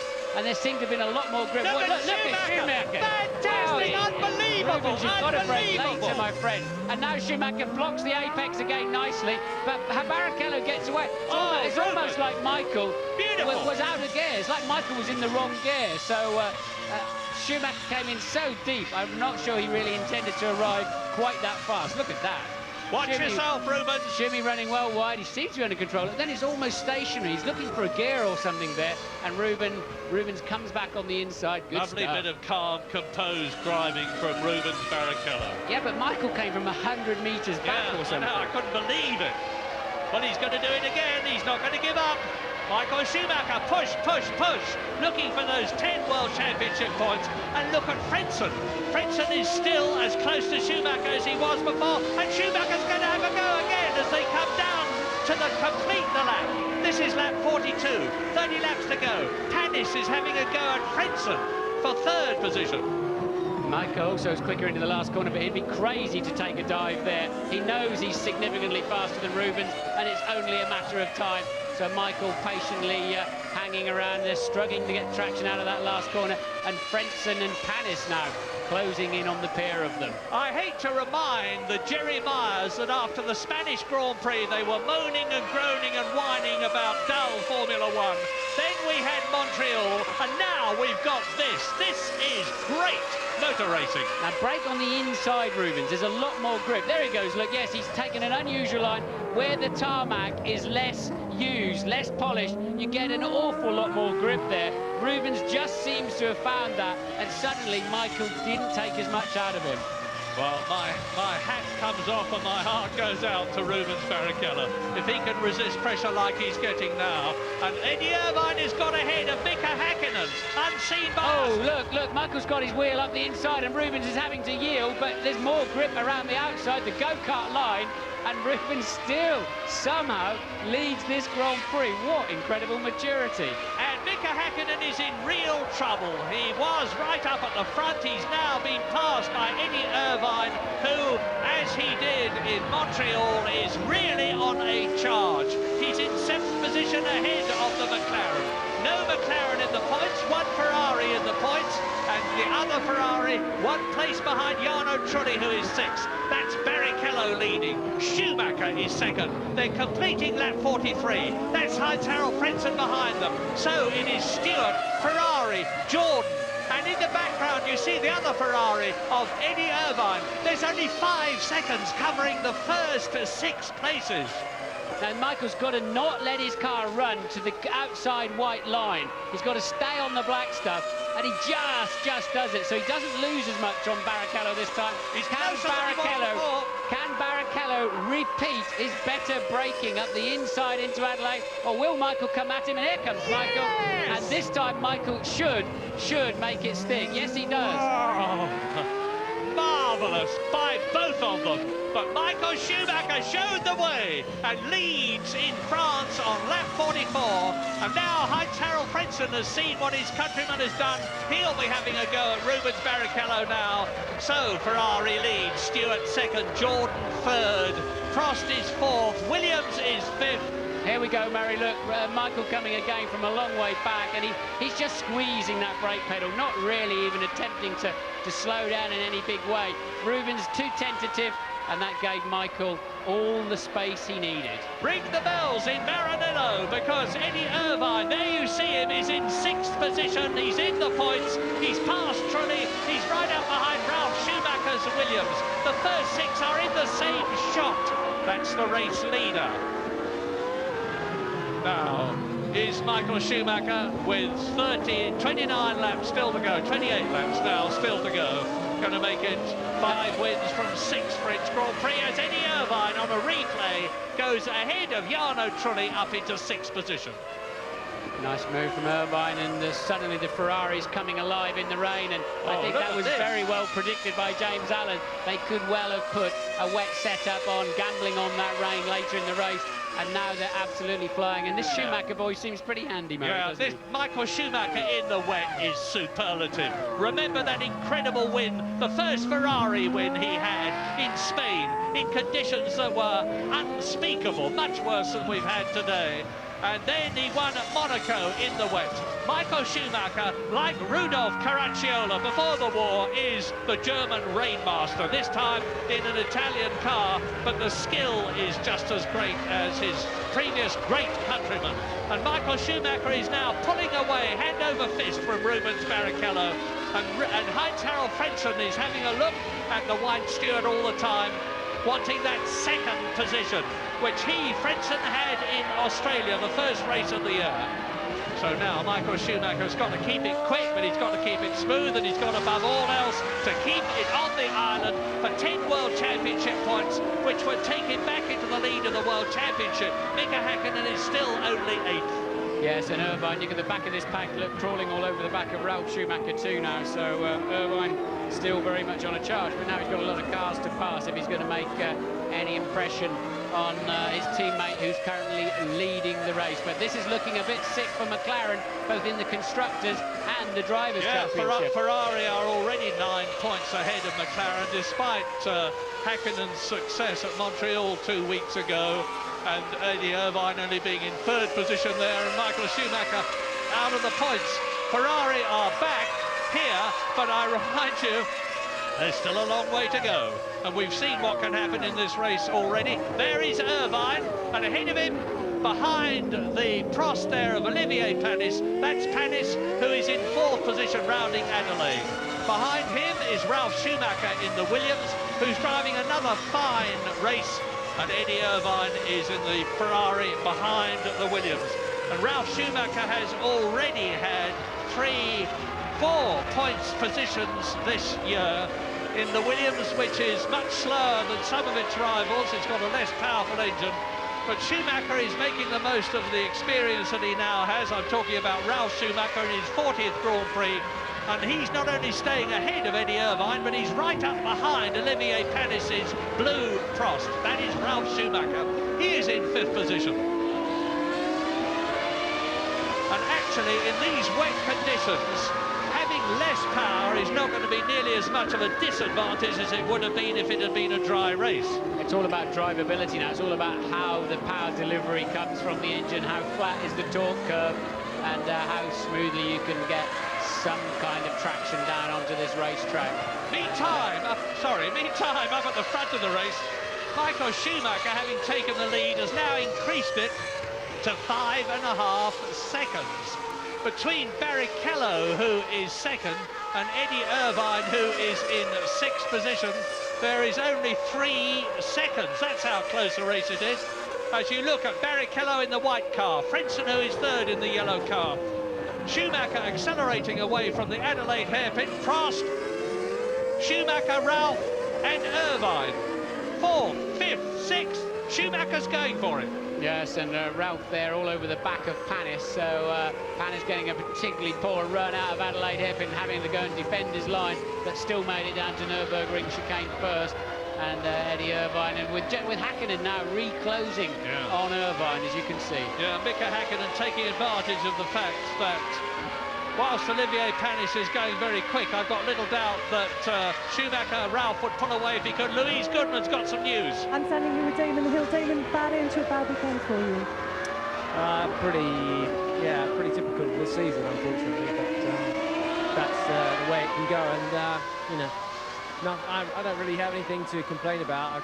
I have just a lot of bad luck, but also didn't perform as well as I'd liked either. So a bit of a shame, because actually in the race I think we could have maybe clawed our way through to do something, but because I made a good pit stop at the right time, but then it went pear-shaped when an arrow's punctured my tyre. And you're now saying that this could be your last race for Jordan, is that correct? It may well be, yes. There's some deciding to be done about Silverstone. Thanks very much, Damon. Well, Louise Goodman, that is a fantastic statement. Did you hear it, everybody? This could be Damon Hill's last race for Jordan, and therefore as a Formula One driver, I hope that's not true. But Eddie Irvine, meantime, with Hakkinen right behind him, and Ralf Schumacher ahead of him, and Panis in the blue car are making a fantastic race of it for 4th position. Go and talk to him, Murray, after this race. He's got to go to the British Grand Prix. Go and have a word with him, for goodness sake. There will be tens of thousands of, I use this phrase advisedly, broken-hearted people if Damon decides he doesn't want to drive at Silverstone. I do very sincerely hope that he will, well, maybe he hasn't made his mind up yet, but I'm sure he will think of the fans. They have supported him so magnificently over the years. We're on lap 48 in France. Michael Schumacher is way out in front now. You see the word Mika on the car there. That's because of the cigarette advertising rules here in France, and they've got drivers' names on both of the McLarens and various other situations on the teams. Olivier Panis is a bit of a roadblock at the moment. You can see the way everybody is closing up. He is understandably refusing to yield because he wants to catch and get past Heinz-Harald Frentzen. But behind Panis, there's this string of cars now. Panis is 4th, Schumacher is 5th, Irvine is in 6th position. There is the Ferrari. In 7th place, it's Mika Hakkinen, who can't do anything about Eddie Irvine. And Mika Hakkinen would really welcome that one World Championship point. It could make all the difference to the championship at the end of the year, at the Japanese Grand Prix at Suzuka on October the 31st. But Eddie Irvine is going to be a mighty difficult man to pass, because he will know that point that he could retain if he stays ahead of Mika Hakkinen would help not only him but Ferrari in the Constructors' Championship. Both the Ferraris are in the top 6 at the present moment, and that is the only constructor that is. Wow, 12 cars left. Of them, 11 are on the same lap. All 12 are on the same lap now. The retirements, in order of retirement, are Johnny Herbert out on the 3rd lap, then Deniz, Coulthard went out when he was in the lead, Alesi went out when he was 2nd, spun out in the wet, Genet and Wurz went out because they had problems in the wet. Jacques Villeneuve has retired, so has Zanardi. Another bad race for the Italian. Damon Hill into the garage and out of the race. Is he out of Formula One? Giancarlo Fisichella has retired the Benetton, so neither of the Benettons are going to finish this race after they'd shown signs of a renaissance when Fisichella finished 2nd in Canada at Montreal 2 weeks ago. This is lap 50, and the Ferrari mechanics are coming out. Now, I presume it's for Michael Schumacher, because Eddie Irvine wouldn't bet. James, what's the news? James? The Ferrari, yeah, a lot of activity down here in the Ferrari garage. Irvine's going to come in first. I told you before that the changeover was around the 1:28 mark. We're still around the 1:30 mark in terms of lap times. 1:30, that is. So it's difficult to say what's going to happen here, but Irvine seems to have a set of rain tyres ready for him. But Michael Schumacher's mechanics are getting a set of dry tyres ready for him. There's an awful lot more racing to come here, guys. Wow, dry tyres, Martin? Well, look, I mean, he's all over the place on the wets. They're clearly overheating now. They operate, the rubber of the wet tyre is designed to operate in much cooler temperatures. And in fact, you often get more grip with a wetter track than this, than in these kind of sort of half wet, dry conditions. You'll see the back end of the car sliding as Michael tries to get some traction. But I wouldn't want to go on slicks yet. These new groove slicks are much harder than they used to be. You always have to wait that little bit longer. I'd have said there's way too much water on the road at the moment for slicks. I know when you took the King of Spain out in the McLaren two-seater, you said to the Bridgestone technicians you'd like some softer tyres, and they said you've got the softest one there are already. No, they said you've got the softest ones we're going to give you, buddy. But that's in comes the Ferrari. Yes, that's Irvine in the pits, and as James has already pointed out, he will go on to wets. Barrichello there flashing through your picture in second. Frentzen, Ralf Schumacher, Olivier Panis, and now Hakkinen takes over 6th place because of Irvine's pit stop. Hakkinen up there in the final points position at the moment. Decent pit stop there for Irvine. Another set of wets. Off he goes. They heat them to about 50 degrees centigrade as opposed to 80 or 90 for the... That's bad news for Irvine. He's going to go straight out into some traffic, but or behind a BAR, but they heat them to 50 rather than 80, and that's Hakkinen having a go down the outside of, must be Panis, yes? Yes. So Hakkinen trying, obviously now finding a bit more confidence and grip and starting to come back again. Yeah, and Ralf Schumacher is still in 4th position as Hakkinen goes through on the inside. Panis has to yield when he's got a whole of a McLaren alongside him. So Mika Hakkinen is now up into 5th position. He was 7th, and then there's a replay. He was 7th, but then into the pits came 6th position Eddie Irvine. Upper place goes Mika Hakkinen, but as I've said before, it's a bit of a false dawn because Hakkinen has still got to come in for his second stop. Yes, I think most of them have that he's racing against, but it's quite clear, isn't it? Hakkinen, either Hakkinen or the McLaren is more at home, or indeed both, as the track dries out again. Absolutely. And it could be the McLaren, because we know from James that Michael Schumacher is on a wet setup. And what's happened to Michael Schumacher, look, he's suddenly got Barrichello right behind him. Yeah. So has something happened to Schumacher we haven't seen yet, or has he got some kind of problem? I suspect he's locked a brake somewhere or whatever. Has he done a slow? Yes, he's done a very slow midsection. I think you'll find Schumacher's been off the road somewhere, so hopefully we'll get a replay of that. Now he's got to rebuild that lead. Yeah, we've seen him go off the road and recover before, and he lost 8 seconds though. He lost 8 seconds, so he must have had a reasonable trip across the scenery. It's a heck of a lot, but meantime you can see the gap visually between himself and Rubens Barrichello, with Frentzen now ever closer to the steward.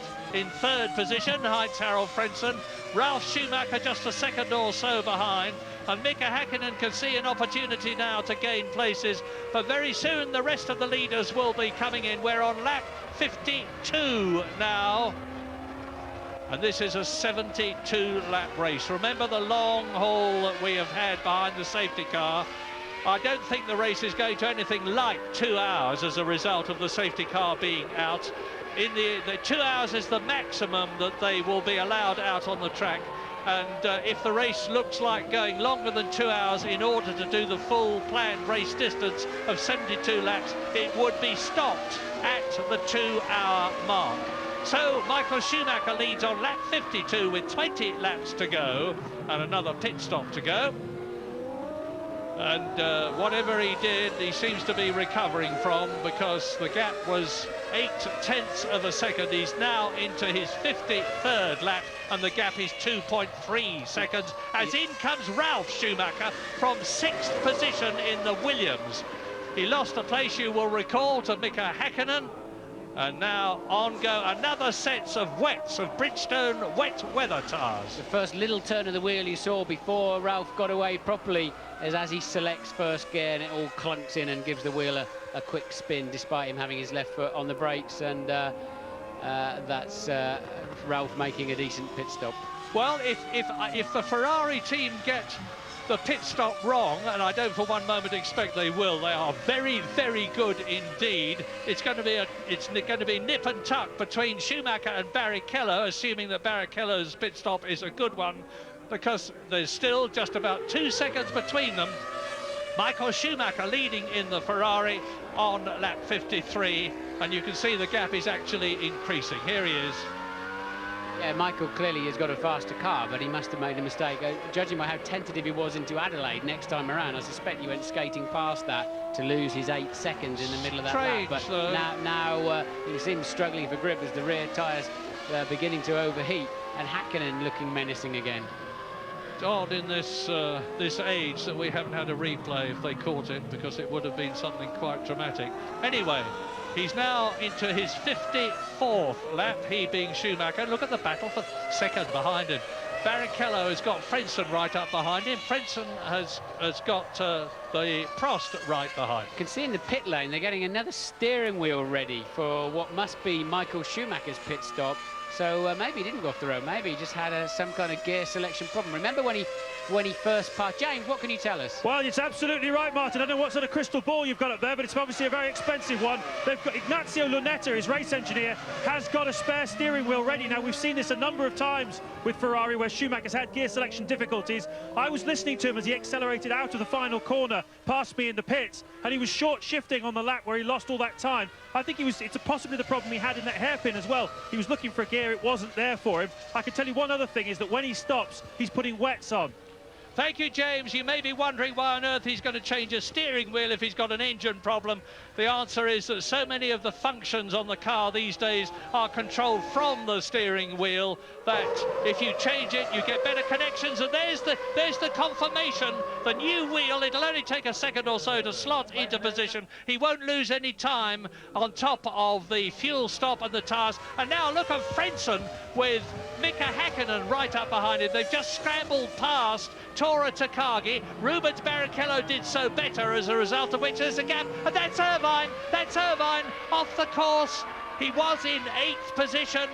And into the pits comes Michael Schumacher. Now, let's watch him Eddie stop. Irvine's stop took 7 seconds. He's got, I don't wonder if the engine stops if they change the wheel. No, it doesn't. They've got that one off to fine art, haven't they? Does he? I don't think they have to restart the engine. Michael's got it on. He says, yeah, it's fine, let's go. Oh, no, the engine's not running. Not go. Oh, no. Yes. It took a while to get some kind of gear. So Michael with 13 seconds. He's lost 6 seconds, Martin, on that stop compared with Eddie Irvine. So now the race leader is Rubens Barrichello. And this is for second. This is for second, Murray. Look, Hakkinen with a chance up the inside of Frentzen. He's getting a bit wiser now as the race goes on. Keeps a middle line and very much keeps that second place. Olivier Panis darting about all over the circuit, trying to find some wet tarmac, because he's only made one stop. His tyres are overheating. He's looking paradoxically for some water to drive through to cool them down. Yes, and well, we saw Schumacher definitely put wets on again, and that's got to have been the right decision. And here's a replay of Irvine about to take a trip across the grass. I suspect he locks his front left going into 180 and just just drifts wider and wider and wider. I've been across that bit more than a few times, and it just sucks you in. You just cannot get away from it. And you go around the outside, it fills all the radiator ducts up with stones, but it's not too much of a problem. They come out in the next 2 or 3 braking zones. Race leader, Rubens Barrichello. Second, Frentzen. Third, Hakkinen. Fourth, Olivier Panis. And Michael Schumacher back in the race. Look for the Ferrari in the background. There is the Prost. Remember that Michael Schumacher lost an extra 6 seconds as a result of that fuel stop. This is lap 56 with Mika Hakkinen trying to improve from 4 World Championship points for third position to 6 for second. Eddie Jordan turning away there. I think he probably knows that Hakkinen's got enough speed to at least get alongside Frentzen. They're not in the picture at the moment. They should come into view very close together, and Frentzen's got a nice line down the middle there, I have to say, and he just seems to have aced it finally in there, and Hakkinen getting a good run round the outside. I'd be surprised if he's got enough grunt to out-drag that Jordan down to Nürburgring, and in fact he hasn't. Frentzen closes the door quite legally and quite safely. Mika Hakkinen will respect that move, and it's still Stewart leading, Jordan leading McLaren. They've both still got to come in and make another stop. Olivier Panis has got to do the same thing. He is in 4th position. There he was. Jarno Trulli is now 5th. Michael Schumacher is still in the points despite that long pit stop of his. He's in 6th position with the advantage of having had his second and final stop. But depending on the time that the others take, this race is going to be mighty close at the end. Coming up to complete lap 56 out of 72. I tell you who's looking good, little Barrichello. He just keeps there at a sensible pace, and everybody else around him is having problems. We saw Michael with a long pit stop. If Barrichello can get a good pit stop in, he should lead this race, unless Schumacher's out there doing stunning lap times. I'm looking for his lap time. Yeah, he hasn't done a complete lap yet, other than his out laps from the pits. So we've got to wait another 30-40 seconds before we get a picture of Michael's actual raw speed. And here's Hakkinen with a better chance than ever. Oh, wow, getting right up underneath his gearbox. Frentzen now is trying to pinch him, and look at that. Hakkinen didn't have enough speed. Oh, Heinz Harald, that was magnificent. He's gone deep, he's gone in too deep. Heinz Harald Frentzen, I was just going to say that's magnificent, but Mika Hakkinen was even better.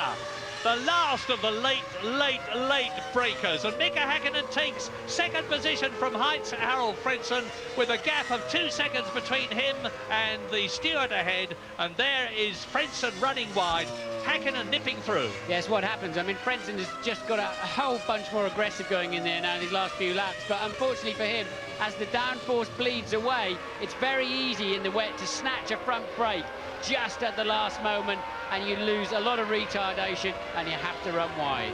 Well, Hakkinen is marginally quicker than Barrichello at the moment. We don't know if Rubens has got anything in reserve, but here they are, first, second and third. We've got to leave for a few moments. We'll make it as short as possible. Be back soon.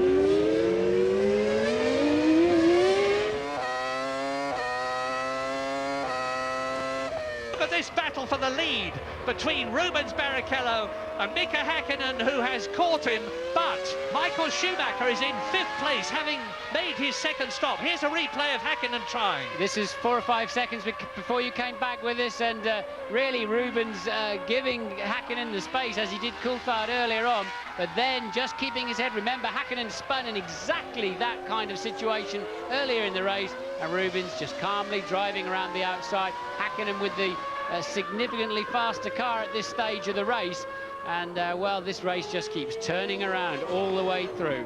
Yeah, and watch Heinz Harald Frentzen. You'll see the yellow Jordan in a moment. He's not giving up.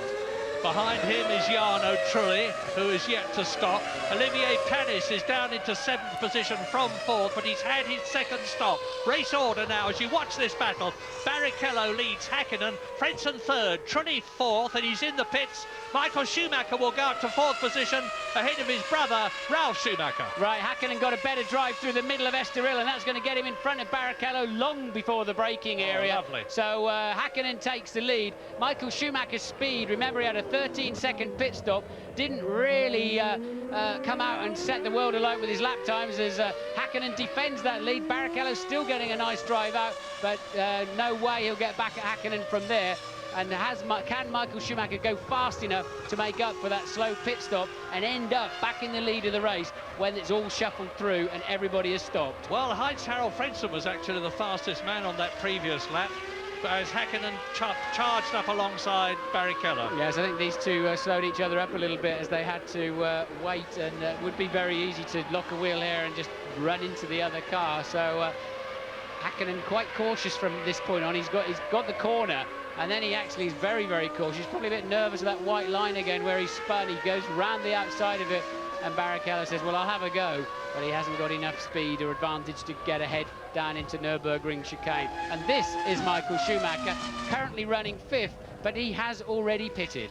Yes, and he's only 5.7 seconds behind Mika Hakkinen, in spite of the fact that his pit stop was 6 seconds longer than his teammate Eddie Irvine, who is now down in 8th position.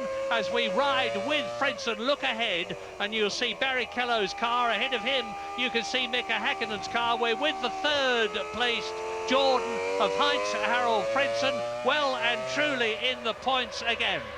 And off goes De La Rosa in the arrows, and he is down in 11th position. Well, as he kept his engine running, it's very difficult. This is what happened. Frentzen came up alongside him. Oh, look, that's a problem for Frentzen. He can't get the thing to change down. Look, he's stuck in a higher gear, and now he's got it on the cam and he's away. But has he got any gears? Yes, it's shifting up okay, but he's gone up the inside, look, and ended up with a box full of neutrals. Look at De La Rosa's wing, front wing. Yeah, I think De La Rosa, we saw him going off through the gravel, didn't we, and having that spin as a replay. And then we've cut to this, which is Frentzen with no apparent, I think he kept dipping the clutch, and it was in too long a gear. So no downshift there for the Jordan, but it appears to be okay now. Well, he's still on 4 World Championship points. He's still in 3rd position. We're on lap 61 out of 72. Mika Hakkinen in the lead, 2.7 seconds ahead of Rubens Barrichello. Heinz-Harald Frentzen seems to me as though he's still got a problem.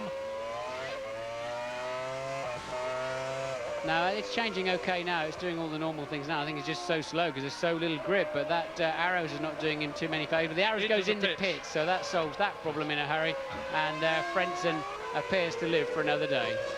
Well, into the pits comes Pedro de la Rosa, and Heinz-Harald Frentzen is still in a podium position. Hakkinen 2 seconds faster than Michael Schumacher on that last lap. So yeah, Hakkinen, all of a sudden, from slipping way back, now looks like the man. Yeah, what he's doing, of course, is to go as quickly as he possibly can to try to build the gap for when he comes into the pits, because this pit stop is going to be absolutely crucial. The first 3 have yet to stop the second time. Hakkinen, Barrichello and Frentzen. Michael Schumacher is in 4th position. He's now 14 seconds behind Hakkinen. But it's going to be mighty, mighty close, because remember, as I've said before, it's not just the 7 seconds or so that you're stationary as Zonta comes into the pits from 9th position. It is the time you take slowing down and then accelerating out, and it's quite a slow entry to the pits. What have they put on that? Have they put? They look like they put slicks on that car, have they? Yes, they have. They've just put the groove slicks. But interesting to see how long he stays on the road. We'll have a look in a minute. But the Ferrari and McLaren teams will be watching that. I was a bit of a long distance away, but I still think they were slicks. He's ahead of the Prost, and he's closing on Michael Schumacher, his brother, in the Williams. He's only 6 seconds behind him. Now, hang on, Murray. That's Irvine scrapping with Panis. He has just passed Panis. So Irvine back on a roll again in 7th place, out of the points at the moment. Yeah, and so Eddie Irvine is battling for that 6th and last World Championship point. 1 World Championship point with Olivier Panis trying to resist him, and I don't think he will. Eddie Irvine in the extremely powerful Ferrari. Mika Hakkinen leads. When is he coming in? Is he coming in? Yes, he must be coming in. I don't think he's round the other side of the circuit, but I don't think we're going to see them having to pit, the leaders having to pit for slicks. I think the 10 laps to go, they ought to be able to somehow find enough life in those tyres to go through to the end of the lap. Let's see. It's nip and tuck, I would think, whether it's worth coming in for slicks. And that's why, if I was right about Zonta going out on slicks, all the teams will be very interested in his progress. Louise, what's the news? Yeah, the news I have is certainly that Heinz Harald Frenzen's Jordan and perhaps Rubens Barrichello in the Stewart can go to the end of the race without another stop. Certainly in terms of fuel, they don't have to come in again for more fuel. Yeah, that's what I was thinking. It's going to be mighty interesting to see. We're on lap 63 now, 9 laps to go, including the one they are on. And there is the race leader. Now his tyres will be getting very, very tired indeed. Mika Häkkinen going through into his 64th lap. And Rubens Barrichello, now we're with Frentzen, he's in 3rd position, and he's catching Rubens Barrichello. That white car you see going through the turn 14 is Rubens Barrichello ahead of us in the Stewart in 2nd position, as we now look at Heinz Harald Frentzen, who is 16 seconds ahead of Michael Schumacher. It looks as though Michael Schumacher's not going to finish on the podium unless one of the 3 ahead of him comes in.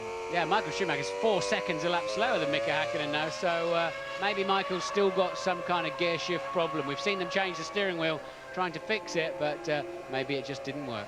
Well, if Mika Häkkinen wins this race, it's going to be a quite incredible achievement. I say again, he started from 14th, but look at the way that Heinz Harald Frentzen is closing on Rubens Barrichello. You can see the gap coming down. He's lapping to nearly 2.5 seconds faster than the Stewart ahead of him. Frentzen, who finished 2nd in Australia and 3rd in Brazil, and he's had a 4th place as well to give him that 4th position in the World Championship, is charging. We're charging off for a few moments. We'll be back.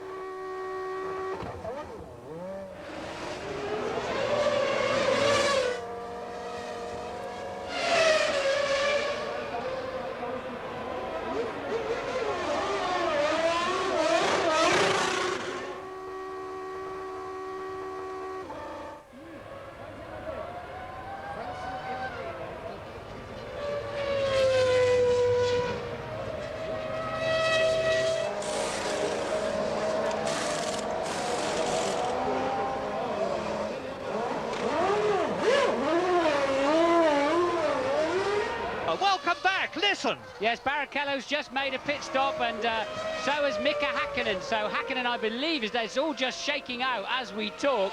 Häkkinen has been in the pits, and now you see Häkkinen coming in for a late splash and dash. They changed the tyres, and it seemed a pretty good pit stop for a while for Mika Häkkinen.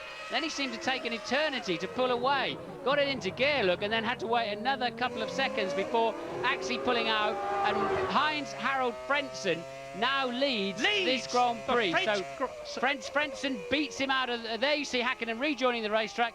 Frentzen leading, and in the background you saw Barrichello making his pit stop. So once again it's all turning around and the Ferraris come into play again. And we're on lap 66 out of 72 in this incredible race. Mika Häkkinen is into the pits and changed, and as a result of that, Heinz-Harald Frentzen leads. Rubens Barrichello is second. Michael Schumacher there is in third place, ahead of his brother Ralf Schumacher, with Eddie Irvine in the points in the second Ferrari.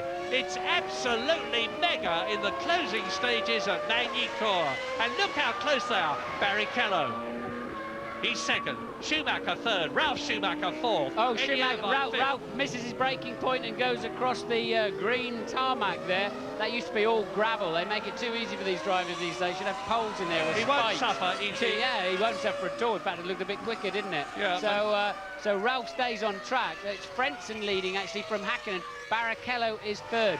Will Frentzen have to stop for fuel? Has Häkkinen got the speed to catch and repass Heinz-Harald Frentzen for the umpteenth time this afternoon? Who is on lap 67, then 68, 69, 70, 71 and 72. It's going to be a mighty, mighty close finish.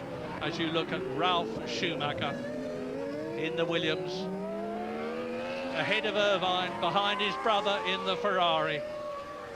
Well, this has been a quite incredible French Grand Prix, no matter what happens from now on. And Ralf Schumacher's driving another fine race. He's only just off the podium. He could still end up on the podium the way things are going, because I would be moderately surprised if they all finish. Well, there is a replay of Ralf Schumacher taking to the concrete, not the grass. But he doesn't suffer because he didn't actually have an advantage. He didn't pass anybody as we rejoin Heinz-Harald Frentzen, who is now on his 68th lap. Identical lap time to Häkkinen on that tour, and they're 2.3 seconds apart. You can see for yourself now, 2.369, so nip and tuck. Louise, what is it? I can tell you that Frentzen is definitely not coming in. Frentzen not coming in again, so provided he keeps it on the black stuff, looks like he's going to win this race. Well, let's not count our chickens before they're hatched, especially for Eddie Jordan. Jordan have only won one Grand Prix since they started in 1997, and that was Damon Hill, who won magnificently in Belgium last year. And Frentzen is getting a bit agitated. He's coming up behind Luca Badoer in the Minardi, who's in 10th place, and he goes through now. Well, he's ahead of him now. Now Mika Häkkinen has got to do the same thing.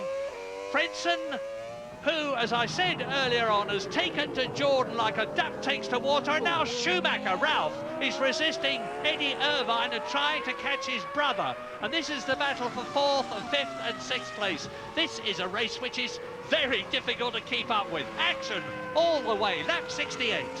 Yes, and remember how much time Frentzen lost when he had the wrong gear in the hairpin, when the car wouldn't downshift properly. So Frentzen, at some point or other, Jordan have made a very smart move during that safety car period of tanking up their car, filling it up with fuel, and that's put Frentzen in a very strong position, and he's just pulled another second away into the lead. His lead's now 3.2 seconds. But Martin, why isn't Michael Schumacher getting away from his brother in the far less powerful Williams better? Well, I think Michael's carrying some kind of problem. Remember, they changed the steering wheel. We know he lost 8 seconds on one lap or whatever, and ever since that point of the race, Michael's not really been in any kind of shape in terms of lap time. Irvine looking to get past Schumacher, Ralf, and if he does so, it will help Michael Schumacher, because Eddie Irvine won't finish in front of the German. You can be quite sure of that because of team orders.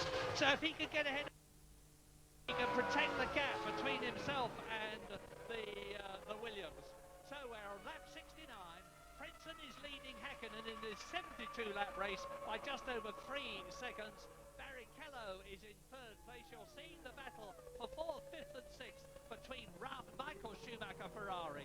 Ralf Schumacher, there he is. Eddie Irvine, there he is. Out of Adelaide. That's a pretty tense battle, isn't it? Ralph's going to be rather nervous of locking a brake and slamming into the back of his brother. They have run into each other before at the Nürburgring. But clearly Michael, I think, is just about the slowest of those three, actually. And Irvine, the latest on the brakes. So there might be a few tears here in these last few laps of the French Grand Prix. And meanwhile, Frentzen looking very, very strong up front. I think he's going to take another second out of Hakkinen on this lap. So Frentzen, if Louise is right, and I'm sure she is, he's not stopping again. He is very much sailing towards a win for Jordan. Well, the gap between Barrichello and Michael Schumacher is only about 4 seconds. Incidentally, when Martin was talking about the Nürburgring, that was the Nürburgring in Germany, not the Nürburgring corners here. The corners here are named after different circuits. Adler. Oh, yes, and Eddie look, Irvine Eddie goes through. Eddie Irvine goes through. Very, very cheeky, but it is possible. He just proved it, but Ralph's the one who gets the grip out of the corner, and it didn't count after all that, but a typical Irvine move. Eddie Irvine has given notice to Ralf Schumacher that he wants that 5th position, which he had momentarily. Here he goes on a replay, dives through on the inside of the Williams, closes up on his teammate Michael Schumacher, and then Ralf pays him back. Yes, you can have it on the way in, or you can have it on the way out. You can't have both, and which Ferrari is that? That's Ralf going down the outside of Michael. So Michael definitely got some kind of pace problem. Can Ralf find some traction and get ahead of Michael? Yes, he can.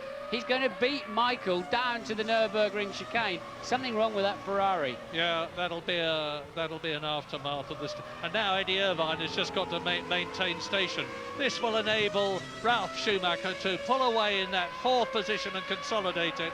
Eddie Irvine's going through. He's not allowed to do that in his contract, is he? He won't be allowed to do that, for sure. I don't know. It's not inconceivable that.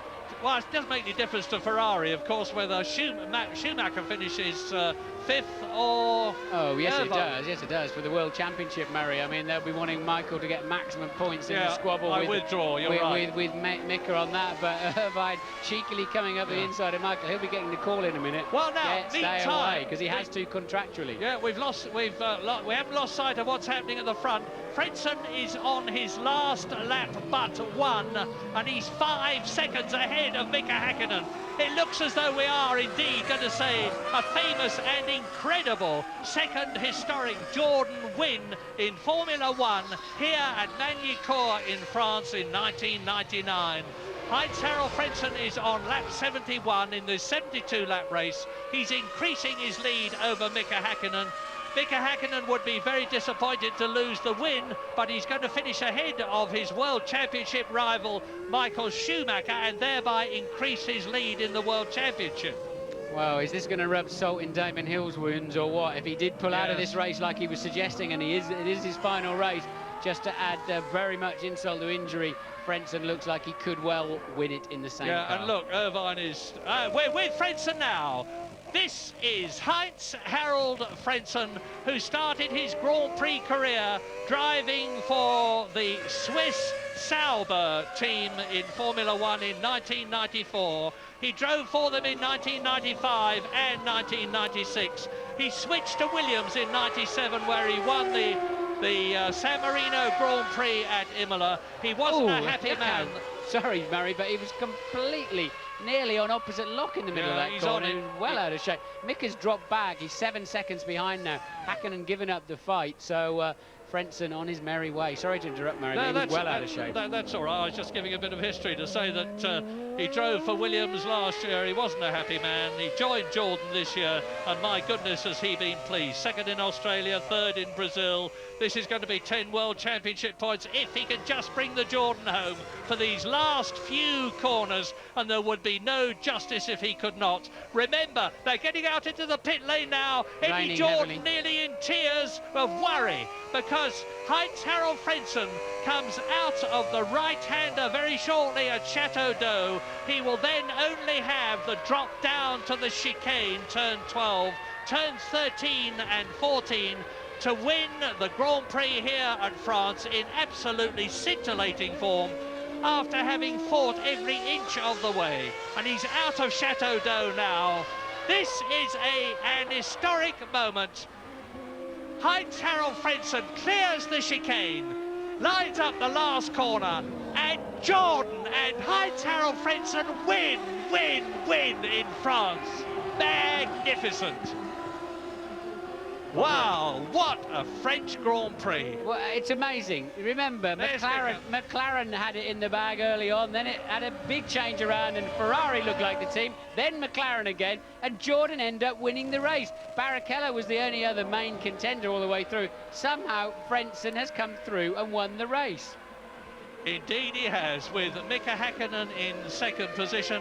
This is both Jordan's and Heinz-Harald Frentzen's second race. Here is Rubens Barrichello coming home in a worthy third position after having led the race so stalwartly for so long. Yes, Barrichello on the podium, and well, let's remember one thing. The Jordan team very much won that race because they had the forethought to fill the car up and not have to pit again. That is what won the race. Louise is with Eddie Jordan. Eddie, what a day. I can't believe it. One Jordan driver, one announced his retirement. The win, first of all. Well, I think we seem to like the wet weather. I think that's quite obvious. And, I mean, after last week in Canada, Heinz-Harald really, what can I say? It was a good strategic plan. I don't know why, but the pace car just suited us, and we just thought we had enough fuel to get to the end. And strategically from the team, it was a brilliant move. But, I mean, what can you say about Heinz-Harald Frentzen? He never made a mistake all weekend. Truly phenomenal drive. But what about this news from Damon that this could be his last race? Surely you're not going to let him not appear at Silverstone.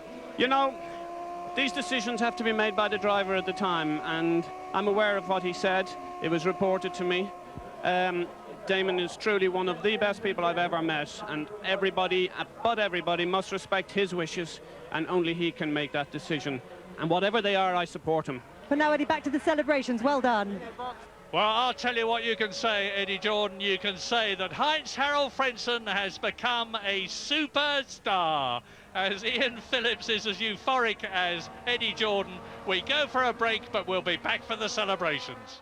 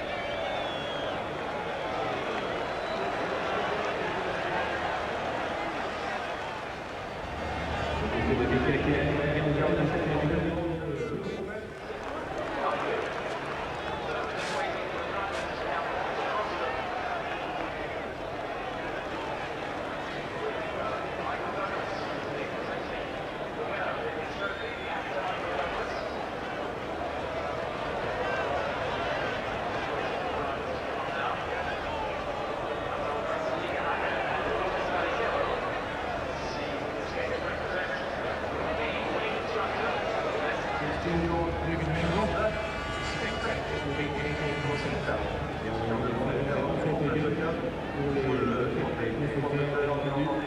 Elle est déjà là pour cette nouvelle victoire.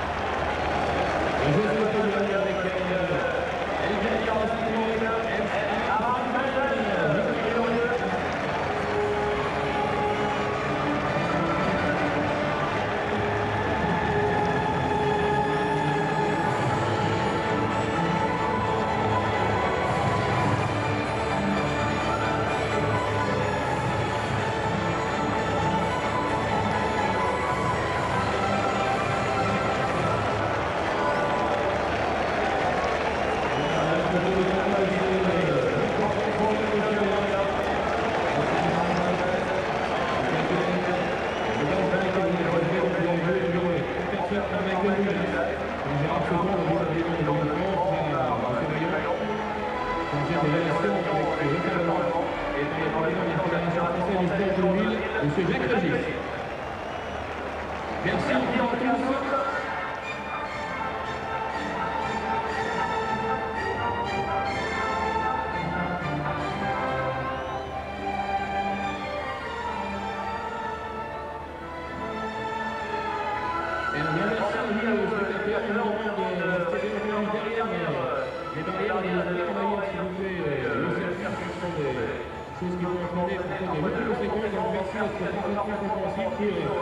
Justement, venir assister aussi nombreux au Grand Prix de l'année prochaine. Le Grand Prix, donc, sera en 2022. 5, 6, 7 mai, vous étiez au remercie encore une fois vivant. Plus de 100 000 chiffres précis, 106 942. Merci à tous. Le spectacle a été de tout noté, le Grand Prix. Il y a eu plein de rebondissements. Nous vous rappelons que l'année prochaine, vous serez également avec nous ici à Nevers-Manacourt.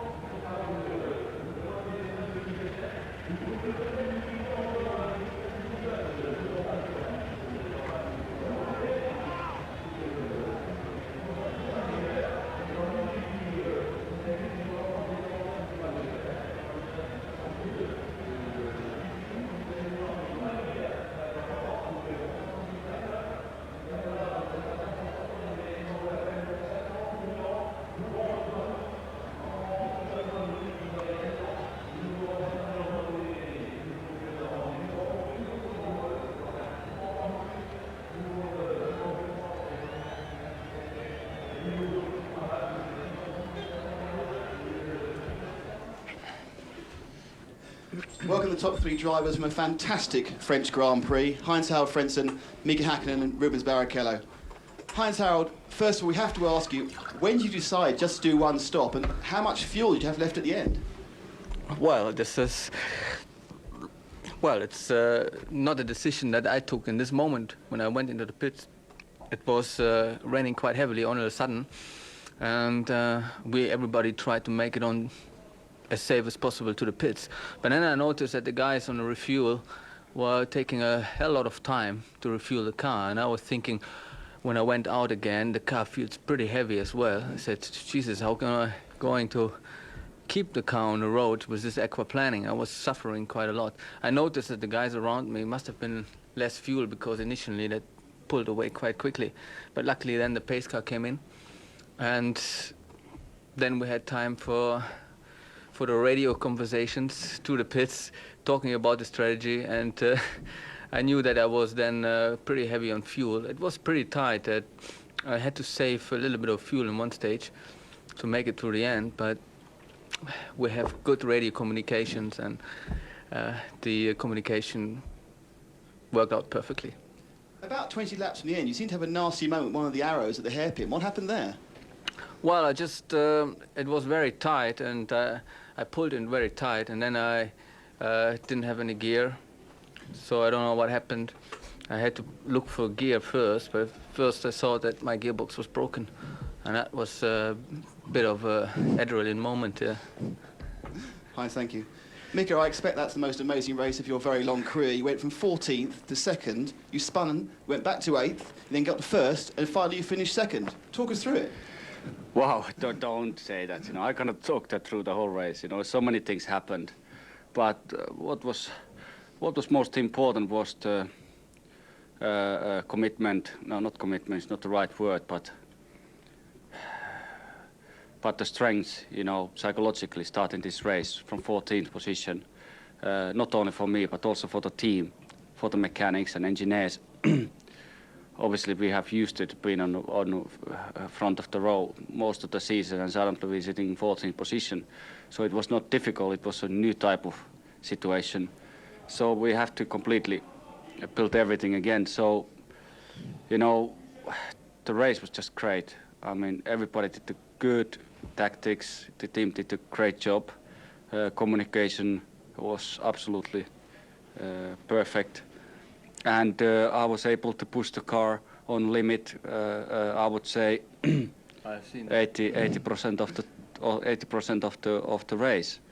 And when it started raining, that was not one of my best moments.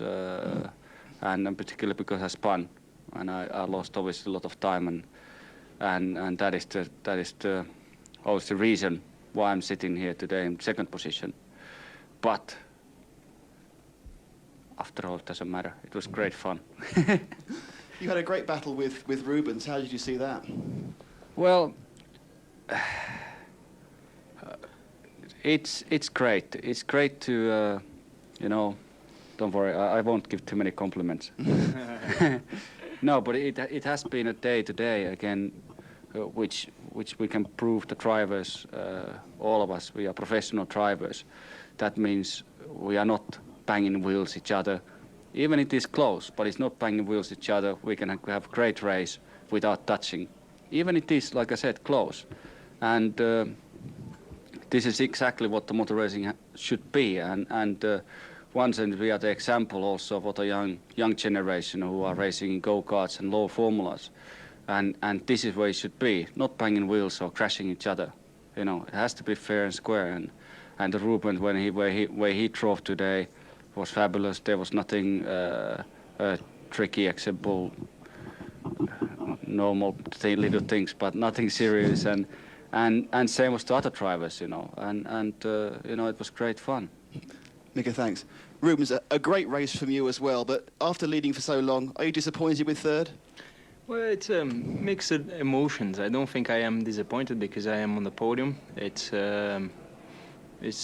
to be the second time in the season we are in the podium. So basically, I'm not disappointed. But you know, leading the race, I had that feeling that it could be today. It could be ours today. But when it started to rain heavily, my car was aquaplaning quite a lot. I was lucky not to spin off, and also when it was you know, halfway through after the first stop, when we had some wet practice, because it was going, my car was getting oversteery, so it was quite difficult to drive. I had to concentrate quite a lot, and I was losing time for sure to the McLaren, to the Ferrari, and also to the Jordan. So at the end of the day, third is not a bad place to be today.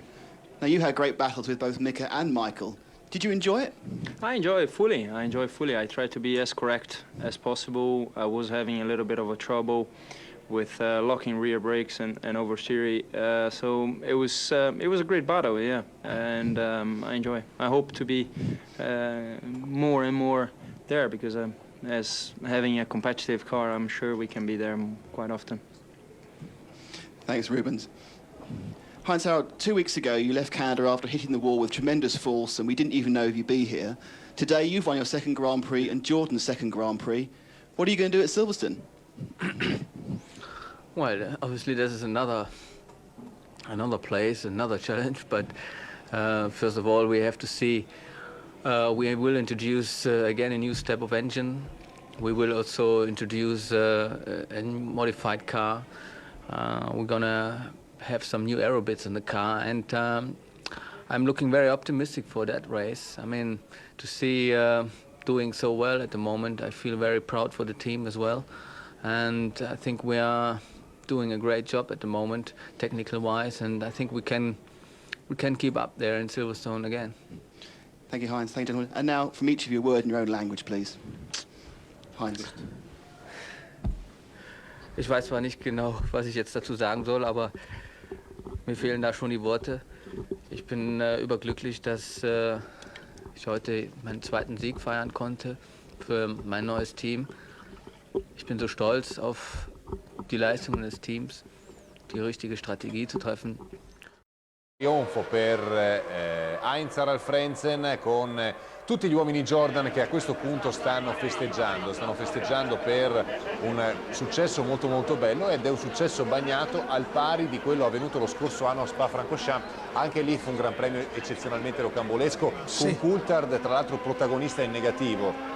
Io direi che questo Gran Premio, loro l'anno scorso, Fabio, furono contenti perché avevano vinto, ma non avevano dei grandi meriti. Invece io direi che oggi hanno avuto veramente dei grandi meriti, perché scegliere la strategia di un solo arresto bisogna proprio avere chiara quello che si vuole. Certo. e non dirlo al proprio pilota, perché altrimenti questo ci vuole il coraggio di gestione. Jordan è sempre stato uno che ha avuto coraggio, direi tanto, e oggi l'ha confermato. Che gli uomini, vedete Mugen Honda che stanno entrando proprio a fianco della monoposto di Heinz Ralph Frentzen, questa era T-Car però. Adrenalinico per vivere questo Gran Premio. Ecco, paradossalmente la partenza non è stata molto movimentata, ma è un eufemismo perché vedete il grande dinamismo con cui si affronta una griglia dove Häkkinen, non dimentichiamolo, era 14esimo, grande recupero da parte del finlandese. Qui siamo proprio a bordo della vettura del campione del mondo, guardate come rischia all'esterno per superare Alexander Wurz,